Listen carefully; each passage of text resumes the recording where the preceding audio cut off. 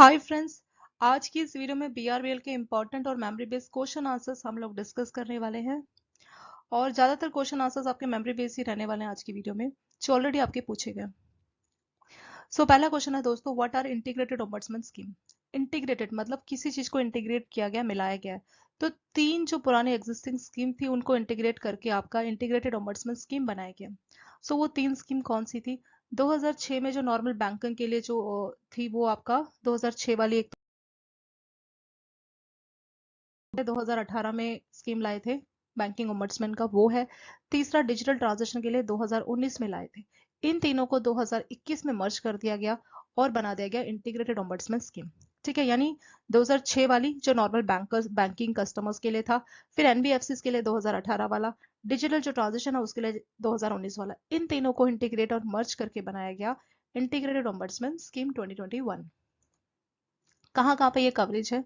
जितने भी आपके शेड्यूल कमर्शियल बैंक है, आपके आरआरबी है, ठीक है, और कॉर्पोरेटिव बैंक जिनका डिपॉजिट 50 करोड़ या उससे ज्यादा है, ठीक है, तो उन सब के ऊपर ये स्कीम लागू होती है।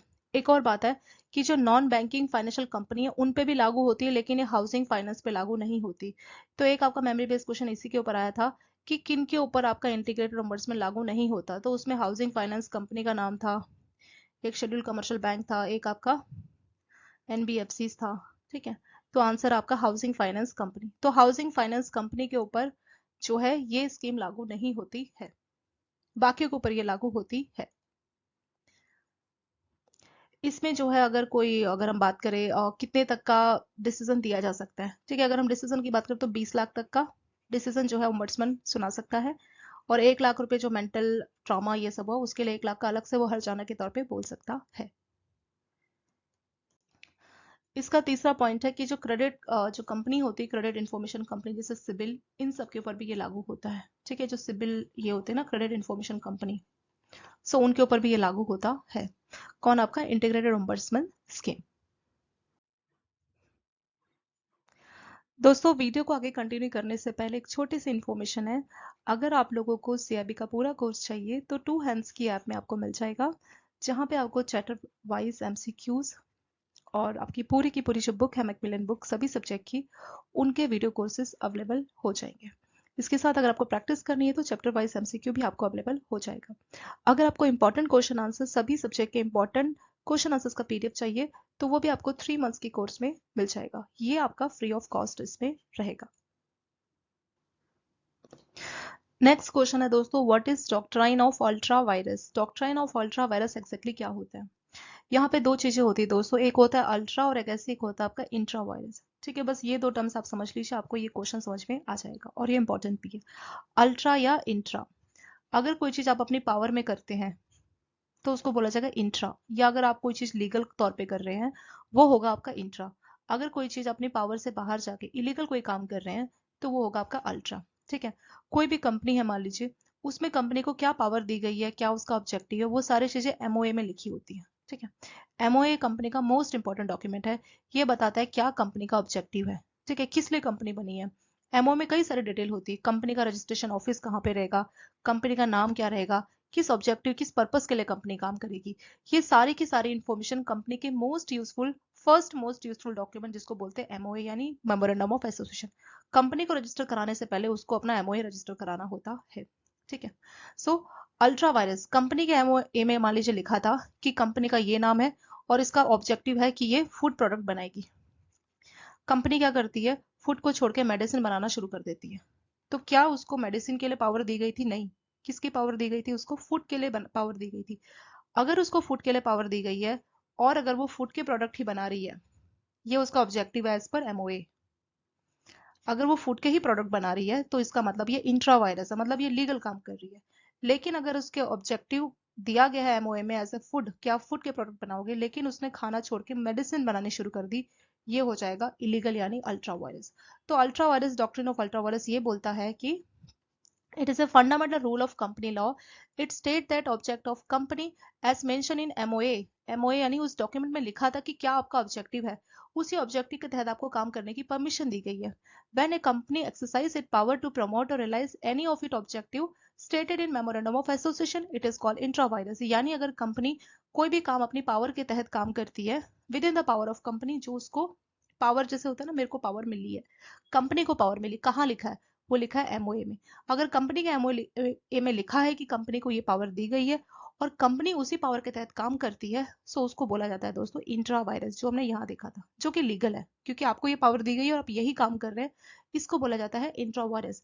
However, any act of company which is outside the scope of object mention in memorandum of association, अगर कंपनी ने कोई भी ऐसा काम किया जो उसके स्कोप में या एमओए में लिखा ही नहीं था, सो उसको बोला जाता है अल्ट्रा वायरस, यानी बियॉन्ड द पावर। ठीक है, जैसे इसके एमओ में लिखा था कि आप फूड प्रोडक्ट बनाओगे, इसने मेडिसिन बनानी शुरू कर दी, तो ये क्या हो गया, ये हो गया अल्ट्रा वायरस। अगर फूड लिखा था और फूड ही बना रही है, ये हो जाएगा दोस्तों इंट्रा वायरस, मतलब विद इन द पावर करना इंट्रा, पावर से बाहर जाके काम करना अल्ट्रा। अल्ट्रा को आप रेक्टिफाई भी नहीं कर सकते, ठीक है, इसका कोई रेक्टिफिकेशन पॉसिबल नहीं है। अब आपने मेडिसिन बना दी, बेच दी, लोगों के पास चली गई, अब आप क्या कर सकते हैं, कुछ नहीं कर सकते ना, तो यहाँ पे रेक्टिफिकेशन का कोई चांस नहीं होता है। एमओए के बाद सेकंड मोस्ट यूजफुल डॉक्यूमेंट होता है दोस्तों कंपनी का एओए, यानी आर्टिकल ऑफ एसोसिएशन। तो आर्टिकल में यही लिखा रहता है क्या पावर्स होगी बोर्ड ऑफ डायरेक्टर्स के बारे में, ठीक है, वो सब चीजें इसमें लिखी होती है। तो अगर आर्टिकल ऑफ एसोसिएशन में आपने कोई गलती कर दी, उसमें तो रेक्टिफिकेशन पॉसिबल है, लेकिन एमओए में आपने कोई गलती कर दी तो उसमें रेक्टिफिकेशन पॉसिबल नहीं है। जैसे मैंने आपको एग्जांपल दिया, कंपनी को था फूड प्रोडक्ट बनाना, लेकिन उसने मेडिसिन बना ली, क्या आप इसको रेक्टिफाई कर सकते हैं, कोई चांस नहीं है। मेडिसिन बन चुकी है, वो मार्केट में चली गई, इसमें रेक्टिफिकेशन का कोई चांस नहीं है, एमओए में आप रेक्टिफाई नहीं कर सकते। लेकिन एओ में कुछ गलती है तो बाद में बोर्ड ऑफ डायरेक्टर्स मिलकर रेक्टिफाई कर सकते हैं। मान लीजिए 5 बोर्ड ऑफ डायरेक्टर्स थे, A B C D E, B ने अपनी पावर से बाहर जाके कुछ काम कर दिया, तो बाद में बोर्ड डायरेक्टर्स की मीटिंग बिठाई जाएगी, रेजोल्यूशन पास कर दिया जाएगा, काम हो चुका है, गलती हो चुकी है, लेकिन बाद में सभी को बताएगा मैंने ऐसा क्यों किया, तो बाकी लोग अगर एग्री करते हैं तो एक रेजोल्यूशन पास कर दिया जाएगा जो उसने गलती की। यानी एओ की चीजों को तो आप रेक्टिफाई कर सकते हैं, लेकिन एमओई की चीज को आप रेक्टिफाई नहीं कर सकते। What is doctrine of indoor management? यहाँ पे दोस्तों दो टर्म्स है, एक है इंडोर मैनेजमेंट और एक है आपका प्रिंसिपल ऑफ कंस्ट्रक्टिव नोटिस। तो ये दो हम समझेंगे इसी वाले स्लाइड में। एक होता है constructive notice, principal of constructive notice, और एक होता है आपका डॉक्ट्राइन ऑफ इंडोर मैनेजमेंट। ठीक है, इसमें डिफरेंस क्या होता है? कंस्ट्रक्टिव नोटिस को आप ऐसे याद रखना, इसका पहला लेटर था दोस्तों सी, सो सी से है कंपनी, तो कंस्ट्रक्टिव नोटिस कंपनी को फेवर में बात करती है।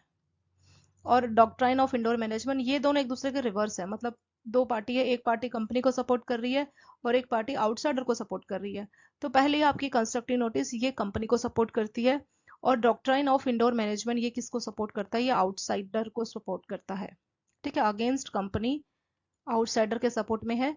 और principle of constructive notice company, C से कंपनी और सी से आपका कंस्ट्रक्टिव नोटिस, ऐसे याद रखना। ठीक है, तो ये कंपनी को सपोर्ट करती है। सो ये कंपनी को कैसे सपोर्ट करती है? मान लीजिए किसी आउटसाइडर ने कोई केस कर दिया कंपनी के खिलाफ कि इस कंपनी के शेयर से मेरे को बहुत घाटा हो गया, कुछ भी हो गया, ठीक है, कोर्ट में केस चला गया। अब जो वकील है अपनी अपनी बातें बोलेंगे, तो प्रिंसिपल ऑफ कंस्ट्रक्टिव नोटिस जो है, कंपनी का वकील इस टर्म को यूज करेगा और बोलेगा कि प्रिंसिपल ऑफ कंस्ट्रक्टिव नोटिस के तहत ये अज्यूम कर लिया जाता है कि जो आउटसाइडर्स हैं उनको कंपनी के बारे में पता है। कैसे पता है? कंपनी के दो मोस्टफुल डॉक्यूमेंट है दोस्तों, एक होता है एमओए यानी मेमोरेंडम ऑफ एसोसिएशन, दूसरा होता है एओए यानी आर्टिकल ऑफ एसोसिएशन। एमओए बताता है कंपनी का क्या ऑब्जेक्टिव है, क्यों उसको बनाया गया है, वो क्या काम करेगी, क्या वो फूड के प्रोडक्ट बनाएगी, क्या वो मेडिसिन बनाएगी, क्या बनाएगी, वो सारी चीजें ऑब्जेक्टिव है। सेकेंड है हमारा एओए यानी आर्टिकल ऑफ एसोसिएशन, तो यहाँ पे लिखा होता है बोर्ड ऑफ डायरेक्टर्स को क्या क्या पावर दी गई है, वो सारा कुछ इसमें लिखा रहता है। ठीक है, so principal of constructive notice जो है कंपनी के फेवर में बात करती है, ये कंपनी को प्रोटेक्ट करती है आउटसाइडर्स से। कैसे? यहाँ पे ऐसा मान लिया जाता है कि कंपनी के जो दो मोस्ट यूजफुल डॉक्यूमेंट्स है एमओ या एओ, ये पब्लिक प्लेटफॉर्म में इजीली अवेलेबल है। तो बाहर के लोग ये नहीं बोल सकते मुझे कंपनी के बारे में कुछ पता नहीं था, मैंने इसके शेयर्स लिए मुझे लॉस हो गया, ऐसा वो नहीं बोल सकते। क्यों? क्योंकि एमओए और ए जो है पब्लिक के लिए अवेलेबल होते हैं। अब आपने नहीं पढ़ा, न्यूज़पेपर में कोई न्यूज़ आई, आपने न्यूज़पेपर से न्यूज़ नहीं पढ़ा, तो इसमें न्यूज़पेपर वाले की गलती नहीं है, इसमें आपकी गलती है कि आपने न्यूज़पेपर नहीं पढ़ा। तो वही इस तरह से बात किया जाता है इस वाले प्रिंसिपल ऑफ कंस्ट्रक्टिव नोटिस में। ठीक है, अब हम बात करेंगे डॉक्ट्राइन ऑफ इंडोर मैनेजमेंट। ये बोलता है कि आउटसाइडर के सपोर्ट में बात करता है। ये क्या बोलता है कि आउटसाइडर को कंपनी के बारे में तो पता है, एमओए और एओए जो पब्लिक डॉक्यूमेंट है वो तो पता है, पर बहुत सी चीजें जो है एमओए और एओए के खिलाफ भी जाती है कंपनी के अंदर। कंपनी की इंटरनल बोर्ड ऑफ डायरेक्टर्स में क्या मीटिंग हुई, क्या डिस्कशन हुआ, वो तो हमें नहीं पता ना, तो उस आधार पे हमारे को लॉस हो गया। तो इस तरह से जो है doctrine of inter management outsider के हित में फेवर में बात करता है, कंस्ट्रक्टिव नोटिस कंपनी के फेवर में बात करता है। कंस्ट्रक्टिव नोटिस ये बोलता है कि आउटसाइडर ने कंपनी के एमओए को नहीं पढ़ा तो इसमें उसकी गलती है। लेकिन डॉक्ट्राइन ऑफ इंटर मैनेजमेंट में ये बोला जाता है कि एमओए और एओ में ही सारी चीजें नहीं लिखी होती, बहुत सी चीजें कंपनी की बोर्ड ऑफ डायरेक्टर्स की मीटिंग होती है, वहां भी बहुत चीजें डिस्कस होती है, तो उसके बारे में हमें नहीं पता था। ठीक है, तो इस तरीके से ये दो डॉक्यूमेंट काम करते हैं। सो वही चीज यहाँ लिखी है, doctrine of inter management state that a person who deal with company is deemed to have read and understood the registered public document जैसे MOA या AOA। वो मान लिया जाता है to see that his contract with company is not inconsistent with them, कि उसने जो कंपनी के साथ कॉन्ट्रैक्ट किया, जो भी उसके शेयर्स लिए, जो भी किया, उसको कोई दिक्कत ना हो, but he is not bound to inquire into regularity of the company internal function of the internal management। लेकिन उस आउटसाइडर को ये नहीं पता ना कि इंटरनल मैनेजमेंट कंपनी का किस तरीके से काम करते हैं। So his contract is consistent with the public documents. The company is bound by such contract. He will not affected by irregularity in the internal.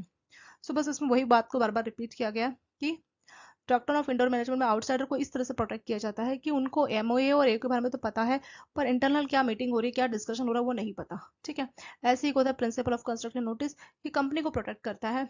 ये बोलता है कि कंपनी जो है कंपनी के जो डॉक्यूमेंट्स है वो इजीली अवेलेबल है, तो आपको कंपनी के बारे में पता रहना चाहिए। तो इस तरीके से ये जो प्रिंसिपल है कंपनी को प्रोटेक्शंस देता है। नेक्स्ट है व्हाट इज कैविएट एम्प्टर, इसको बायर बिहेवियर बोलते हैं। कैविएट एम्प्टर मींस ए वार्निंग, मतलब एक तरह से वार्निंग है। किस टाइप की वार्निंग है? The person who buys good, तो इसमें बोला गया है कि the person who buys good, जो भी आप सामान खरीद रहे हैं तो अपनी आंखें खोल के रखिए, अपना माइंड एक्टिव रखिए, और जब भी कोई प्रोडक्ट खरीद रहे तो उसके लिए आप सावधान रहिए। मतलब सेलर आपको बोल रहा है ये बहुत अच्छा प्रोडक्ट है, ये शैम्पू को लगा के आपके बाल बहुत बड़े हो जाएंगे, कुछ भी बोल रहा है तो आप उसकी बात पे बिलीव मत कीजिए, खुद से भी अपना दिमाग लगाइए, अपनी आंखें ओपन करके प्रोडक्ट को देखिए। ठीक है, समझिए, परखिए, तब प्रोडक्ट को खरीदिए। ये नहीं कि सामने वाला बोल रहा है और आप उसकी बात को मान गए। In other words, the buyer must examine the goods thoroughly, मतलब दूसरे शब्दों में बायर जब भी गुड खरीद रहा है तो उसको पूरे तरह से गुड्स को समझना चाहिए, उसको अच्छे से देख लेना चाहिए। If goods do not serve his purpose, goods को खरीद के उसका जो पर्पस था वो पूरा नहीं होता, so he makes a bad choice, इसका मतलब है उसने खराब चॉइस की। He can not blame the seller for selling him such goods, तो उस केस में वो सेलर को ब्लेम करके कोर्ट में नहीं जा सकता। ठीक है, तो कैविएट एम्प्टर यानी बिहेवियर बार का यही मतलब है कि जब भी आप कोई गुड्स लीजिए तो अच्छे से उसको देख लीजिए, अच्छे से समझ लीजिए, उसके बाद ही आप गुड्स खरीदिए। बाद में गुड्स आपके हिसाब से नहीं निकला, या जो आपने सोचा था, एज्यूम किया था कि ऐसा होगा, ये मेरा पर्पस तो पूरा नहीं कर रहा, तो उस केस में आप सेलर को ब्लेम नहीं कर सकते। वही होता है आपका caveat emptor. Next, what is doctrine of holding out, ये क्या टर्म है, होल्डिंग आउट क्या मतलब है इसका? ठीक है, so this means that when a person who is not at all partner in A firm, एक पार्टनरशिप फर्म है मान लीजिए, उसमें एक पर्सन है ए, वो उस फर्म का मेंबर ही नहीं है, उसका पार्टनर ही नहीं है, इधर रिप्रेजेंट हिमसेल्फ, या तो वो खुद को रिप्रेजेंट कर रहा है कि मैं इस कंपनी का पार्टनर हूं, बट वो पार्टनर नहीं है, वो सिर्फ रिप्रेजेंट कर रहा है, और knowingly permit himself to be represented, या तो वो खुद से रिप्रेजेंट कर रहा है कि मैं इस फर्म का पार्टनर हूँ, या वो पार्टनर्स जो ऑलरेडी हैं उन वो इसको रिप्रेजेंट कर रहे हैं कि हाँ ये पार्टनर्स है, और उनको अलाउ भी कर रहा है कि ठीक है मेरा नाम ले दो, as a partner in the firm, and as a result of this, और ये जो पर्सन है ना ये काफी फेमस है, काफी अच्छी इसकी इमेज है, ठीक है, बहुत अच्छी गुडविल है, इसकी वजह से या तो वो खुद से बोल रहा है कि मैं इस कंपनी का पार्टनर हूँ, या उस कंपनी के पार्टनर्स खुद बोल रहे हैं कि हाँ ये हमारा पार्टनर है, और उसकी रजामंदी से बोल रहे हैं, ए उस बात को एग्री कर रहा है। ठीक है, as a result of this, इसकी वजह से ही induce other to give credit to the firm, तो इसकी वजह से वो बाकी लोगों को इंड्यूस कर रहा है, उकसा रहा है एक तरह से कि इस पार्टनरशिप फर्म को आप लोन दे सकते, कोई दिक्कत नहीं है, मैं तो उसका पार्टनर हूँ। ठीक है, then he is known as partners holding out, तो यही होता है पार्टनर होल्डिंग आउट, मतलब वो पार्टनर है ही नहीं, पर वो दिखा रहा है कि हाँ मैं इस कंपनी का पार्टनर हूँ, इस फर्म का पार्टनर हूँ, और बाकी लोग जो बैंकर्स हैं या जो लेंडर्स है वो उसको पार्टनर समझ रहे हैं कि हाँ ये तो काफी अच्छी इमेज है इसकी, बहुत अच्छी गुडविल है, उसके आधार पर उस पार्टनरशिप फर्म को लोन भी दे दे रहे हैं। लेकिन जो है, तो उस केस में ये जो ए है, ए को बोला जाएगा partners of holding out. Such A stranger, एक तरह से देखा जाए तो वो क्या स्ट्रेंजर ही है ना, is liable individually and personally for the डेप्ट ऑफ फर्म, तो उस केस में इस पर्सन को, ए को, अकेला भी और कंपनी के साथ भी मिलके कंपनी के जो डेप्ट है उसके लिए लायबल माना जाएगा, as if he was a partner in the firm on the principle of holding out, तो उसकी लायबिलिटी आ जाएगी किस प्रिंसिपल के आधार पे? वो है प्रिंसिपल ऑफ होल्डिंग आउट, कि ठीक है क्योंकि उसने ऐसा दिखाया ना कि हाँ मैं इस कंपनी का पार्टनर हूँ, और या बाकी जो पार्टनर्स है उनको इस बात की परमिशन दी कि हाँ तो मेरा नाम लेके लोन ले सकते हो, तो उस केस में डॉक्ट्राइन ऑफ होल्डिंग आउट के तहत इस पर्सन को लायबिलिटी माना जाएगा, इसको लोन रिपे करने होंगे फर्म के, भले ही वो उसका पार्टनर नहीं है पर एज्यूम कर लिया जाएगा कि आप इसके पार्टनर है तो लोन भी आपको रिपे करना होगा। वही है दोस्तों आपका doctrine of holding out.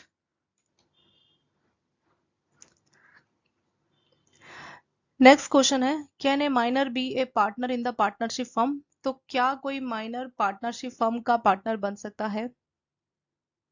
So answer है कि yes, the minor has a right to share the property and profit of firm as may be agreed upon by the partners and minor can have access to the accounts of firm।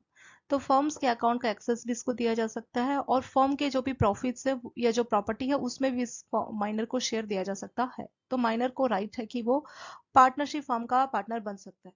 पर यहाँ पे एक important चीज note करने वाली है कि इसको सिर्फ पॉजिटिव चीजें, सिर्फ इसको प्रॉफिट से मिलेंगे, लेकिन अगर कुछ डिफॉल्ट या कुछ और पेनल्टी लगती है फर्म पे तो डिफॉल्ट या लायबिलिटी के लिए ये जो है लायबल नहीं रहता है। ठीक है, the minor may or may not take legal action by filing suit against the partners for payment of his share of the property or profit except when ending his connection with the firm. अगर वो चाहे तो कोई भी मतलब legal action ले सकता है, अगर वो चाहे तो लीगल एक्शन ले सकता है कि मेरे राइट्स मुझे दिए जाए और मेरे जो शेयर्स है प्रॉपर्टी में या प्रॉफिट में वो शेयर मुझे दिए जाए। तो यस, पार्टनर्स का जो है मेंबर पार्टनरशिप फर्म का पार्टनर बन सकता है। नेक्स्ट है legal position after minor attains majority. तो अगर माइनर मेजर हो जाएगा, 18 प्लस हो जाएगा तो क्या होगा? ठीक है, सो सेक्शन 35 ऑफ जो एक्ट है वो बोलता है कि जैसे ही माइनर जो है मेजर बन जाएगा तो उसके पास 6 महीने का टाइम होता है डिसाइड करने के लिए कि क्या वो पार्टनरशिप फर्म के साथ कंटिन्यू करना चाहता है कि नहीं करना चाहता। ठीक है, he is obtaining knowledge that he has been admitted to the benefits of partnership firm, the minor partner who has attained majority may give public notice। तो उसको क्या करना रहेगा, एक पब्लिक नोटिस देना होगा informing whether he has elected to become a partner और not, कि मतलब क्या वो उस पार्टनरशिप फर्म के साथ कंटिन्यू करना चाहता है कि नहीं करना चाहता। तो इसको लेके उसको नोटिस देना पड़ेगा। ठीक है, पब्लिक नोटिस देना पड़ेगा। तो जो भी नोटिस में लिखेगा कि हाँ मैं पार्टनरशिप फर्म का पार्टनर बनना चाहता हूँ या नहीं, मैं एग्जिट करना चाहता हूँ, तो दोनों ही केसेस में उस बात को कंसिडर कर लिया जाएगा। However if he fails to give such notice, 6 महीने के अंदर अंदर जो है अगर वो नोटिस नहीं देता तो बाय डिफॉल्ट मान लिया जाएगा कि ये आप पार्टनरशिप फर्म के पार्टनर रहना चाहते हैं। तो नोटिस दे के या तो बता सकते हैं कि हाँ पार्टनरशिप फर्म का पार्टनर कंटिन्यू करूंगा या मैं नहीं करूंगा, मैं एग्जिट करूंगा। तो नोटिस से क्या बता सकते हैं, लेकिन आपके पास जो टाइम है नोटिस देने का वो 6 मंथ होता है। जैसे आप मेजर बन जाएंगे उसके 6 मंथ के अंदर अंदर आपको ये नोटिस देना रहता है। लेकिन अगर आप 6 मंथ में कोई भी नोटिस नहीं देते तो उस केस में बाय डिफॉल्ट मान लिया जाएगा कि हाँ आप जो है पार्टनर्स के लिए एग्री है, आप इस फर्म के पार्टनर्स के तौर पे कंटिन्यू करना चाहते हैं। नेक्स्ट है what is memorandum of association. तो एमओए जो है कंपनी का मोस्ट इंपॉर्टेंट डॉक्यूमेंट्स होता है। सेक्शन जो 4 है आपका कंपनी एक्ट 2013, तो वहां पे बताया गया है कि फॉर्मेशन करनी है किसी कंपनी की तो उसका फर्स्ट स्टेप है उसका एमओए बनाए। ठीक है, तो फर्स्ट स्टेप यानी पहली सीढ़ी किसी भी कंपनी के बनने की वो होती है एमओए। तो एमओए में क्या क्या चीजें रहती है, पहला नेम ऑफ कंपनी, आपकी कंपनी का क्या नाम रहना चाहिए। ठीक है, अगर पब्लिक लिमिटेड कंपनी है तो लिमिटेड वर्ड आपकी कंपनी में होना चाहिए, पब्लिक है या प्राइवेट है तो उस तरह से आपको कंपनी का नाम रखना चाहिए। स्टेट, कौन से स्टेट में आपकी कंपनी का रजिस्टर्ड ऑफिस रहना चाहिए, तो ये इन्फॉर्मेशन भी आपको एमओए में देनी होगी। तीसरा ऑब्जेक्ट फॉर कंपनी, किस पर्पस के लिए आपने कंपनी बनाया, क्या आप कंपनी बना के कोई फूड प्रोडक्ट बनाना चाहते हैं, मेडिसिन, क्या चाहते हैं। ठीक है, तो ऑब्जेक्ट आपको ऑब्जेक्टिव बताना पड़ेगा। चौथा और लास्ट इंपॉर्टेंट इन्फॉर्मेशन है आपकी कंपनी का लायबिलिटी ऑफ मेंबर्स, की जो मेंबर्स है उनकी लायबिलिटी क्या लिमिटेड होगी या अनलिमिटेड होगी। अनलिमिटेड में उनके पर्सनल एसेट्स भी बिक जाते हैं कंपनी के लोन को चुकाने के लिए, लिमिटेड में जितने उनके राइट्स है कंपनी में उस हिसाब से उनके एसेट्स की लायबिलिटी मानी जाती है। ठीक है, तो ये 4 इंपॉर्टेंट इन्फॉर्मेशन कंपनी के एमओए में होनी चाहिए। कंपनी का नाम, उसका रजिस्टर्ड ऑफिस कौन सी जगह पे कौन से स्टेट में है, किस पर्पस या ऑब्जेक्टिव के लिए कंपनी को बनाया गया है, उसके मेंबर्स की कितनी लायबिलिटी होनी चाहिए। सेकेंड है आर्टिकल ऑफ एसोसिएशन। तो ये सेकेंड मोस्ट यूजफुल डॉक्यूमेंट होता है, सेकेंड मोस्ट यूजफुल डॉक्यूमेंट होता है कंपनी का, जो कि होता है आपका आर्टिकल ऑफ एसोसिएशन। इसको सेक्शन 5 ऑफ कंपनी एक्ट में डिफाइन किया गया। ठीक है, सेक्शन आपको एज इट इज वैसे याद करने का जरूरत नहीं है। सेक्शन 4 में एमओए है और सेक्शन 5 में एओए के बारे में बताया गया है। तो एओ यानी आर्टिकल ऑफ एसोसिएशन में क्या हमें मिलेगा, it consist of set of rules regulation, company के क्या रूल्स रेगुलेशन है इंटरनल मैनेजमेंट को लेके, वो सारी इंफॉर्मेशन आपको एओ में मिलेगी। ठीक है, कैसे रूल्स रेगुलेशन होगा, ठीक है, वो सारी इंफॉर्मेशन आपको एओ में मिल जाएगी। Both MOA and AO to be link with registered of company before registration, तो जब भी पड़ेगा आरओसी के बाद। Once registered, the effect of registration to MOA AO bind the company to observe all the provision of MOA and articles। तो जैसे ही आपने इसका रजिस्ट्रेशन करा लिया, किसका, MOA और AO की, तो आपको बाउंड होना पड़ेगा, कंपनी को बाउंड होना पड़ेगा जो भी चीजें आपने MOA और AO में लिखी है। ठीक है, तो इसको रजिस्टर कराना चाहिए कंपनी की शुरुआत से पहले। नेक्स्ट है हमारा व्हाट इज प्रोस्पेक्टस, ये भी बहुत बार पूछते हैं, इसमें से जो रेड हेयरिंग प्रोस्पेक्टस है ना, ये भी आपका पूछा गया। सो कंपनी एक्ट 2013 के सेक्शन 270 में डिफाइन किया गया prospectus any document describe issued as a prospectus. मतलब बहुत सिंपल भाषा में अगर समझे तो प्रोस्पेक्टस, जब भी आप कंपनी के शेयर्स लेंगे तो किसी भी कंपनी के शेयर में इन्वेस्ट करने से पहले आप उसका बायोडाटा जानना चाहेंगे, क्या कंपनी है, कितने सालों से है, क्या काम करती है, कितने इसके बोर्ड ऑफ डायरेक्टर्स हैं, क्या है, कौन है वो, उनका क्या एक्सपीरियंस है, मतलब आपको कंपनी का पूरा हिस्ट्री जानना है। तो वो सारी इंफॉर्मेशन आपको इस कागज के टुकड़े में मिल जाएगी। मतलब एक तरह से पूरी कंपनी की जो मोस्ट इन्फॉर्मेशन है, यूजफुल इन्फॉर्मेशन है, वो एक प्रोस्पेक्टस में मिल जाती है आपको। ठीक है, ये कागज का टुकड़ा होता है जहाँ पे कंपनी की मोस्ट इन्फॉर्मेशन रहती है, जिस इंफॉर्मेशन के आधार पे आप डिसाइड कर सकते हैं कि मुझे इस कंपनी के शेयर्स खरीदने चाहिए कि नहीं खरीदने चाहिए। ठीक है, तो वही होता है उसका प्रोस्पेक्टस। एक होता है दोस्तों red hearing prospectus. Red hearing prospectus means A prospectus which does not, तो रेड हेयरिंग प्रोस्पेक्टस में मालूम नहीं होता कि किस रेट पे आपको प्राइस मिलेगा और कितने प्राइस मिलेंगे। ठीक है, तो रेड हेयरिंग प्रोस्पेक्टस एक ऐसा प्रोस्पेक्टस है जहां पे कितने शेयर्स है, number of shares, price of share disclose नहीं रहता है, कितने शेयर्स मिलेंगे और एक शेयर का क्या प्राइस रहेगा वो डिस्क्लोज नहीं होगा।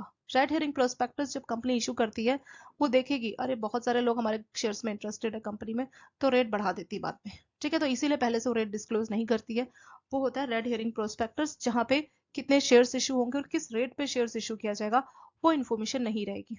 वो होता है दोस्तों रेड हेयरिंग प्रोस्पेक्टस। एक होता है shelf prospectus. Shelf prospectus means A prospects in which the securities, यानी यहाँ पे मतलब इस शेल्फ प्रोस्पेक्टस की एक शेल्फ लाइफ है, मान लीजिए 12 मंथ्स है, तो 12 महीने में कंपनी कितने बार भी जो है शेयर्स ले सकती है, इशू कर सकती है। हर बार एक नया प्रोस्पेक्टस लाने की जरूरत नहीं है, क्यों, क्योंकि शेल्फ प्रोस्पेक्टस से काम चल जाएगा। तो शेल्फ प्रोस्पेक्टस उसको बोला जाता है जिसकी एक शेल्फ लाइफ होती है। अगर कंपनी ने शेल्फ प्रोस्पेक्टस इशू कर दिया और उस पर टाइम लिखा है कि 12 महीने, तो 12 महीने के दौरान कंपनी कितने बार भी शेयर्स इशू कर सकती है, उसको हर बार, क्योंकि जब भी कंपनी शेयर इशू करती है ना, उसको एक अपना प्रोस्पेक्टस रेडी करके देना होता है जिसमें वो सारी इन्फॉर्मेशन लिखती है अप टू डेट। पर शेल्फ प्रोस्पेक्टस एक ऐसा प्रोस्पेक्टस है जहां पे कंपनी की इन्फॉर्मेशन तो रहती है लेकिन वो वैलिड है अप टू 12 मंथ्स या कुछ भी टाइम रहेगा, उस टाइम ड्यूरेशन तक कंपनी को जब भी चाहे तो वो शेयर्स इशू कर सकती है, हर बार एक नया नया प्रोस्पेक्टस बनाने का जरूरत नहीं होता है। ठीक है, तो वो होता है दोस्तों शेल्फ प्रोस्पेक्टस। मींस जो भी सिक्योरिटीज इशू होगी इन वन और मोर इशू, मतलब एक से ज्यादा बार इशू कर सकती है ओवर ए सर्टेन पीरियड, मतलब एक टाइम रहेगा, जैसे मैंने एग्जांपल दिया 12 महीने का, without the issue of further prospectus, दोबारा प्रोस्पेक्टस इशू करने का जरूरत नहीं होता है। ठीक है दोस्तों, तो वो होता है आपका शेल्फ प्रोस्पेक्टस। रेड हियरिंग में कितने प्रोस्पेक्टस, सॉरी कितने शेयर्स और क्या प्राइस ऑफ शेयर है ये डिस्क्लोज नहीं होता। शेल्फ प्रोस्पेक्टस जिसका एक शेल्फ लाइफ है, उस शेल्फ लाइफ के दौरान आपको नए प्रोस्पेक्टस इशू किए बिना ही आप शेयर्स को इशू कर सकते हैं। ठीक है, तो वही होता है हमारा प्रोस्पेक्टस। नेक्स्ट क्वेश्चन है व्हाट इज लोक अदालत limit. Presently the monitoring silly for amount of settlement, अगर आप लोक अदालत के थ्रू सेटलमेंट चाहते हैं तो 20 लाख तक का सेटलमेंट लोक अदालत के तहत किया जा सकता है। ये लिमिट के ऊपर कई बार क्वेश्चन पूछा जाता है। सो लोक अदालत का लिमिट कितना है दोस्तों, 20 लैक्स। 20 लाख से आगे, 20 लाख एंड अबव जो लिमिट है वो आपका डीआरटी का होगा। ठीक है, सो सिविल कोर्ट का कितना राइट होता है, तो जो डीआरटी जो ट्रिब्यूनल होते हैं, डेब्ट रिकवरी ट्रिब्यूनल होते हैं, ठीक है, वो 20 लाख एंड अबव के केसेस को, 20 लाख तक के जो केसेस है वो आपका लोक अदालत में जाता है, 20 लाख या उससे ऊपर के जो केसेस है वो जाता है डीआरटी। ठीक है, तो सिविल कोर्ट का क्या राइट है, किस एरिया तक, किस अमाउंट तक सिविल कोर्ट जो है उसमें सुनवाई की जा सकती है, क्योंकि जो डीआरटी है डेप्ट रिकवरी ट्रिब्यूनल, उनको पावर दी गई है 20 लाख या उससे ऊपर की रिकवरी के केसेस वो देखेंगे। सो सिविल कोर्ट और any other authority will lose and will not have jurisdiction of cases where due amount recoverable is 20 lakhs and above by bank। Bank या फाइनेंशियल इंस्टीट्यूशंस का जो लोन अमाउंट है, due amount अगर 20 लाख या उससे ज्यादा है तो सिविल कोर्ट वो नहीं जा सकते। कम अमाउंट के लिए लोक अदालत है, सिविल कोर्ट है लेकिन 20 लाख या उससे ज्यादा है तो वो केसेस सिर्फ डीआरटी के पास ही जाएंगे। ये आपका सिविल कोर्ट के ऊपर है। However this is not applicable to high court और सुप्रीम कोर्ट। ये चीज हाई या सुप्रीम कोर्ट के ऊपर एप्लीकेबल नहीं है। हाई और सुप्रीम कोर्ट में तो जा सकते हैं लेकिन जो सिविल कोर्ट है वहां पे नहीं जा सकते 20 लाख या उससे ऊपर के केस। सिविल कोर्ट को इक्विवेलेंट माना गया डीआरटी, तो डीआरटी में वो केस चले जाएंगे। फैसला सुनाया मान लीजिए, तो जो आपका डिफेंडेंट है यानी कस्टमर्स है जिसके लिए फैसला सुनाया कि आपको इतना पे करना है, अगर वो पर्सन अपील करना चाहता है, ठीक है, जो डेप्ट ड्यू था उसको लेके अगर वो अपील करना चाहता है तो डीआरटी की अपील वो डीआरएटी यानी डेप्ट रिकवरी अपील ट्रिब्यूनल के पास लेके जा सकता है। लेकिन उसके लिए उसको जितना भी अमाउंट बोला था ट्रिब्यूनल ने उसका 50% पैसा जो है डिपॉजिट करना पड़ेगा। तो 50% पैसा डिपॉजिट करने के बाद ही वो अपील कर सकता है। ठीक है, अगर अपील करनी है तो जितना भी पैसा डीआरटी ने बोला उस पैसे का 50% कम से कम आपको देना होगा, उसके बाद ही आप अपील कर सकते हैं। ट्रिब्यूनल के पास राइट है कि वो चाहे तो उस पैसे को कम कर सकता है, ठीक है, to less than 25% of amount. वैसे तो ये चाहे तो 25% तक भी कम कर सकता है, पर प्रॉपर रिटर्न में रीजन होना चाहिए कि क्यों ये कम करना चाहता है। पर जनरल केसेस में कम से कम उसको 50% पैसा डिपॉजिट करना होगा, उसके बाद ही वो अपील कर सकेगा। यहाँ पे टाइम लिमिट भी है कि क्या लिमिटेशन पीरियड एक्ट होता है डीआरटी केसेस में। यस, तो जब भी ड्यू होता है तो ड्यू के 3 साल के अंदर अंदर बैंक को डीआरटी में केस फाइल करना होता है। तो डीआरटी के लिए जो टाइम पीरियड है बैंकों का वो है 3 इयर्स की। जब भी पेमेंट ओवर ड्यू होता है तो उसके 3 साल के अंदर अंदर बैंक डीआरटी जा सकता है कस्टमर के खिलाफ अपने लोन की रिकवरी को लेके। सो टाइम लिमिट या लिमिटेशन पीरियड होता है दोस्तों 3 इयर्स का। नेक्स्ट क्वेश्चन है what is DICGC insurance coverage. Deposit insurance credit guarantee corporation, ये इसका फुल फॉर्म होता है दोस्तों डीआईसीजीसी, जिसको आरबीआई एडमिनिस्ट्रेट करता है। ये जो है इंश्योरेंस कवरेज देता है, तो जो भी जनता का डिपॉजिट है उसमें 5 लाख तक का ये इंश्योरेंस कवरेज देता है। यानी मान लीजिए जनता के पैसे हैं, बैंक डूब गया, कुछ भी हो गया, तो मैक्सिमम 5 लाख तक का हर्जाना जो है इस डीआईसीजीसी कवरेज के तहत जनता को मिलता है। ठीक है, तो वो है आपका डीआईसीजीसी का लिमिट। पहले ये छोटा था, 2 लाख तक का था, अभी ये बढ़ के 5 लाख हो गया। सो डीआईसीजीसी की जो लेटेस्ट लिमिट है दोस्तों वो आपको 5 लाख ही याद करके जानी चाहिए। नेक्स्ट क्वेश्चन है what is limit for differential rate of interest. Differential rate of interest का मतलब होता है कि बाकी जनता से डिफरेंट इंटरेस्ट रेट, जैसे आपका इंटरेस्ट रेट कुछ है, किसी के लिए आप डिफरेंट इंटरेस्ट रेट लगा सकते हैं। तो यस, जो आपके शेड्यूल कमर्शियल बैंक या जो स्मॉल फाइनेंस बैंक होते हैं they are allowed to offer differential rate of interest on term deposit on the basis of tenure and quantum. अगर सिंगल टर्म डिपॉजिट 2 करोड़ या उससे ज्यादा का है, वही आपका एफडी हो गया, अगर 2 करोड़ या उससे ज्यादा की एफडी है तो उस केस में बैंक डिफरेंट इंटरेस्ट रेट लगा सकता है। फॉर रीजनल रूरल जो बैंक होते हैं RRB, they are allowed to offer differential rate. तो जो आरआरबी है अगर 15 लाख या उससे ऊपर का एफडी हो रहा है, टर्म डिपॉजिट यानी एफडी, सो आरआरबी के केस में डिफरेंशियल का लिमिट है 15 lakh and above. Schedule commercial के केस में या आपका जो स्मॉल फाइनेंस बैंक है इनके केस में ये लिमिट है 2 करोड़ एंड अबव। ठीक है, तो 2 करोड़ एंड अबव को लेके आपको क्वेश्चन ऑलरेडी पूछा गया है, तो ये आप एज इट इज मेमोराइज कीजिए कि डिफरेंशियल रेट का जो लिमिट है एफडी को लेके वो लिमिट है 2 करोड़ या उससे ज्यादा का डिपॉजिट होना चाहिए शेड्यूल कमर्शियल के केस में। एक क्वेश्चन है what is penalty under false statement submission. बैंकों ने अपनी बैलेंस शीट में कुछ गलत स्टेटमेंट लिख दिया, ठीक है, प्रॉफिट हुआ 4,000 करोड़ का, बैंक ने लिख दिया 40,000 करोड़। तो अगर आप फॉल्स स्टेटमेंट रिटर्न कुछ भी फॉल्स फाइल करते हैं, ठीक है, तो उस केस में क्या होगा, उस केस में पेनल्टी लगेगी। कितने का हो सकता है, 3 साल तक की जेल हो सकती है, फाइन 1 करोड़ तक का हो सकता है। तो 3 साल की जेल, 1 करोड़ का फाइन या दोनों भी लग सकते हैं बैंक के ऊपर अगर वो कोई भी फॉल्स स्टेटमेंट या बैलेंस शीट या रिटर्न को सबमिट करते हैं। ठीक है, तो एक्ट के हिसाब से जो है ये चीजें पेनल्टी इनके ऊपर लगती है। 1 करोड़ तक का फाइन लग सकता है और 3 साल तक की इसमें जेल हो सकती है। किस केस में, अगर कोई भी बैंक अपनी फॉल्स स्टेटमेंट को सबमिट करता है उस केस में। Define establishment of RRB. तो आरआरबी का जो एस्टेब्लिशमेंट है इसमें 3 चीजें होती है एक्जैक्टली। एक होता है दोस्तों स्पॉन्सर बैंक, एक होता है आपका सेंट्रल गवर्नमेंट और एक होता है आपका स्टेट गवर्नमेंट। तो ये 3 चीजों से आपका आरआरबी स्टैब्लिश होता है। स्पॉन्सर बैंक कोई भी बड़ा बैंक हो सकता है, जैसे एसबीआई हो गया, पीएनबी हो गया, तो ये स्पॉन्सर बैंक के तौर पे हो सकते हैं। ठीक है, सो स्पॉन्सर बैंक की रिक्वेस्ट पे at the request of sponsor bank किसी स्पेसिफिक, जैसे आरआरबी का तो एक लिमिट होता है ना, इस गांव में, इस एरिया में, इस स्टेट में, ऐसा करके लिमिट रहता है। ठीक है, तो ये जो स्पॉन्सर बैंक है उसकी रिक्वेस्ट में क्या होगा कि सेंट्रल गवर्नमेंट को वो एक नोटिस भेजेगी, ठीक है, एक रिक्वेस्ट भेजेगी कौन? स्पॉन्सर बैंक, कि हम आरआरबी इस एरिया में स्टैब्लिश करना चाहते हैं। उसके बाद सेंट्रल गवर्नमेंट क्या करेगी? आरआरबी को नोटिफिकेशन डालेगी, कहाँ पे? ऑफिशियल गैजेट नोटिफिकेशन डालेगी कि हाँ इस बैंक को। तो स्पॉन्सर बैंक की रिक्वेस्ट पे, इसकी रिक्वेस्ट पे सेंट्रल गवर्नमेंट एक नोटिफिकेशन जारी करेगी अपने ऑफिशियल गैजेट में, और वहां पे बताएगी कि हाँ इस एरिया में एक आरआरबी को स्टैब्लिश किया जाएगा। इसमें इसकी जो हिस्सेदारी है, परसेंटेज है, उसके ऊपर क्वेश्चन पूछा जाता है। तो आरआरबी में टोटल 100% है, उस 100% में से 35% की हिस्सेदारी होती है स्पॉन्सर बैंक की, 15% की होती है आपकी स्टेट गवर्नमेंट की, और 50% की होती है सेंट्रल गवर्नमेंट की। ठीक है, तो स्टेट गवर्नमेंट की कितनी है? 15%। स्पॉन्सर बैंक की हिस्सेदारी कितनी है? वो है 35%। सेंट्रल गवर्नमेंट की कितनी है? वो है 50%। ये जो इसके परसेंट है, इसके ऊपर आपका क्वेश्चन पूछा जाता है। ठीक है, तो ये परसेंट आप लोग एज इट इज याद कीजिए दोस्तों। सेंट्रल का 15, स्टेट का 15, और आपका स्पॉन्सर बैंक कौन सा होगा? कोई एसबीआई, पीएनबी, कोई भी बड़ा बैंक जो किसी एरिया में आरआरबी स्टैब्लिश करना चाहता है, तो वो होगा आपका स्पॉन्सर बैंक, जैसे एसबीआई, पीएनबी। सो इनकी जो हिस्सेदारी है वो होगी कितनी? 35%। सो नेक्स्ट क्वेश्चन है, what is payment bank? Payment bank क्या होते हैं? Payment bank is a specialized type of bank, मतलब ये आप बोल सकते हैं कि स्पेशल टाइप के बैंक होते हैं that focus on providing a limited range of banking services. तो पेमेंट बैंक का जो कंट्रोल है वो बहुत ही लिमिटेड होता है। ठीक है, बहुत ही लिमिटेड कंट्रोल के साथ ये काम करते हैं। आपने सुना होगा एयरटेल पेमेंट बैंक या कोई और। तो पेमेंट बैंक की पावर्स बहुत ही कम होती है। ये लेंडिंग, क्रेडिट कार्ड, इस तरह की एक्टिविटी नहीं कर सकते। अगर ये जनता से डिपॉजिट लेंगे भी तो बहुत छोटा, यानी मैक्सिमम एक अकाउंट होल्डर से 2 लाख तक का डिपॉजिट ले सकते हैं। तो ये जो क्वेश्चन है ना दोस्तों, ये क्वेश्चन आपका पूछा था कि पेमेंट बैंक कितना डिपॉजिट एक्सेप्ट कर सकते हैं किसी इंडिविजुअल या बिजनेस से। ठीक है, जो अगर हम सिंगल अकाउंट की बात करें तो 2 लाख से ज्यादा का जो डिपॉजिट है वो नहीं ले सकते पेमेंट बैंक्स।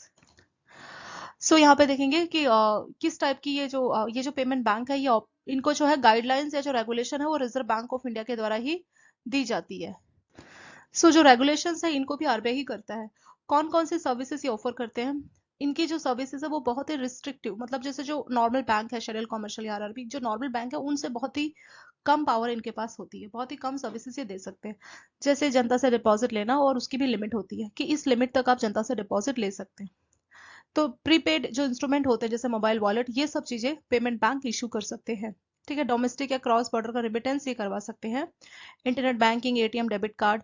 लेकिन हाँ, क्रेडिट कार्ड, जैसा कि हमने ऊपर देखा था ना दोस्तों कि ये लोन, क्रेडिट कार्ड ऐसा कुछ नहीं दे सकते। ठीक है, तो ये लिमिटेशन होती है कि ये लोन या क्रेडिट कार्ड कुछ भी इशू नहीं कर सकते। पर हाँ, वॉलेट, प्रीपेड, आपका एटीएम, डेबिट, छोटा अमाउंट का डिपॉजिट, ये सब ये एक्सेप्ट कर सकते हैं। Payment bank can accept deposit from individual और स्मॉल बिजनेसेस, लेकिन जो टोटल लिमिट है, सिंगल अकाउंट में 2 लाख से ज्यादा का डिपॉजिट नहीं हो सकता at a particular point of time, मतलब किसी पॉइंट ऑफ टाइम में आप सिंगल अकाउंट में 2 लाख से ज्यादा का डिपॉजिट नहीं रख सकते। इसके लिमिटेशन की बात करें तो सबसे बड़ा लिमिटेशन यही है कि ये they can't lend money to customers और इशू क्रेडिट कार्ड। ना तो ये क्रेडिट कार्ड दे सकते हैं और ना ही लोन दे सकते हैं। They are not allowed to undertake any lending activities और इशू लोन। तो सेम लाइन को रिपीट किया है, किसी भी टाइप की लेंडिंग एक्टिविटी ये नहीं कर सकते। सो इसको क्यों बनाया गया? जो इनका जो मेन पर्पस है वो है फाइनेंशियल इंक्लूजन।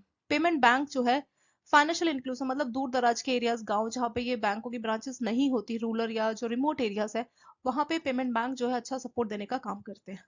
ठीक है, जहाँ पे ट्रेडिशनल बैंकिंग इतनी आसानी से नहीं पहुंच पाती, वहां पे जो पेमेंट बैंक है उनका काफी रोल रहता है कि वो वहां पे भी बैंकिंग सर्विसेज को अवेलेबल करा सके। इसके अगर हम ऑनरशिप की बात करें तो बहुत सी एंटिटीज की ऑनरशिप हो सकती है, जैसे टेलीकॉम कंपनीज है, एयरटेल पेमेंट बैंक, तो एयरटेल भी तो आपकी टेलीकॉम कंपनी है ना, रिटेल चेन, तो वो सारे ही इसके ऑनर हो सकते हैं। सो ये हो गया दोस्तों आपका पेमेंट बैंक। ये वाला टॉपिक भी आपका इंपॉर्टेंट है, इसमें से भी आपके क्वेश्चंस पूछे गए थे। What is call money, notice money and term money? ये क्या होता है दोस्तों? कॉल मनी मतलब जब भी बोरोविंग एक दिन के लिए की जाएगी, लैंडिंग या बोरोविंग अगर एक दिन के लिए की जाएगी तो उसको बोला जाएगा कॉल मनी। 2 दिन से ज्यादा अप टू 14 डेज तक अगर की जाएगी लैंडिंग या बोरोविंग, उसको बोला जाएगा नोटिस मनी। 14 दिन से ज्यादा यानी 15 दिन है नवफ के लिए अगर कोई भी लैंडिंग की जाएगी, 15 दिन से 1 साल तक, सो वो होगा आपका टर्म मनी। ठीक है, कॉल मनी मतलब सिंगल डे के लिए लैंडिंग होगी, नोटिस मनी मतलब 2 से 14 दिन के लिए। सो टर्म मनी की अगर बात करें तो 15 दिन से लेके 1 साल तक। तो ये जो टाइमिंग है, टाइमिंग को लेके भी दोस्तों आपका क्वेश्चन पूछा जाता है। What is sponsor in ARC? जो आपकी असेट रिकंस्ट्रक्शन कंपनी है, स्पॉन्सर्स कौन होता है? Sponsors is an entity holding not less than 10% of paid up capital. तो एआरसी के कम से कम 10% जो है होल्डिंग इनके पास होनी चाहिए, तब उस पर्सन को हम बोल सकते हैं या उस एंटिटी को हम बोल सकते हैं कि ये है आपका स्पॉन्सर इन एआरसी। मिनिमम 10% की पेड अप कैपिटल होल्डिंग होनी जरूरी है एआरसी कंपनी में। नेक्स्ट क्वेश्चन है what is time limit for return of unclaim deposit. तो आप लोग जानते हैं दोस्तों डेफ फंड होता है 10 साल या 10 साल हो गया उसके बाद अगर कस्टमर अपना पैसा क्लेम नहीं किया तो पैसा डेफ फंड में चला जाता है, यानी depositor education and awareness fund. ठीक है, इस पैसे को कहाँ यूज किया जाएगा, जो जनता है कस्टमर्स है उनको अवेयरनेस के लिए इस पैसे को आरबीआई इस्तेमाल करती है। यहाँ पे वही लिखा है कि ऐसे कस्टमर्स, ऐसे डिपॉजिट जिनको कस्टमर ने 10 साल या उससे ऊपर के टाइम में ऑपरेट नहीं किया, 10 साल या एंड अबव हो गया और अकाउंट को ऑपरेट नहीं कर रहे, तो वो जो पैसा है बैंकों को अनक्लेम डिपॉजिट मानना पड़ेगा और वो पैसा डेफ फंड में आरबीआई को ट्रांसफर करना रहेगा। तो जब भी कितना टाइम होता है, तो जैसे ही अनक्लेम डिपॉजिट का 10 साल पूरा होता है तो उसके 1 महीने के अंदर अंदर बैंकों को चाहिए कि वो क्लेम आरबीआई के पास जो है उसको डिपॉजिट करें। ठीक है, तो बैंकों के पास रिटर्न ऑफ अनक्लेम डिपॉजिट का टाइमिंग कितना होता है दोस्तों, वो होता है 30 डेज। तो जैसे ही कोई पैसा अनक्लेम की कैटेगरी में आ गया, कब आएगा वो अनक्लेम की कैटेगरी में, जब 10 साल या उससे ज्यादा हो जाए और वो कोई भी उसको क्लेम नहीं कर रहा। तो अनक्लेम की कैटेगरी में आते आते आते ही 30 दिन के अंदर अंदर बैंकों को वो रिटर्न आरबीआई के साथ फाइल करनी होती है और वो पैसा आरबीआई को देना होता है।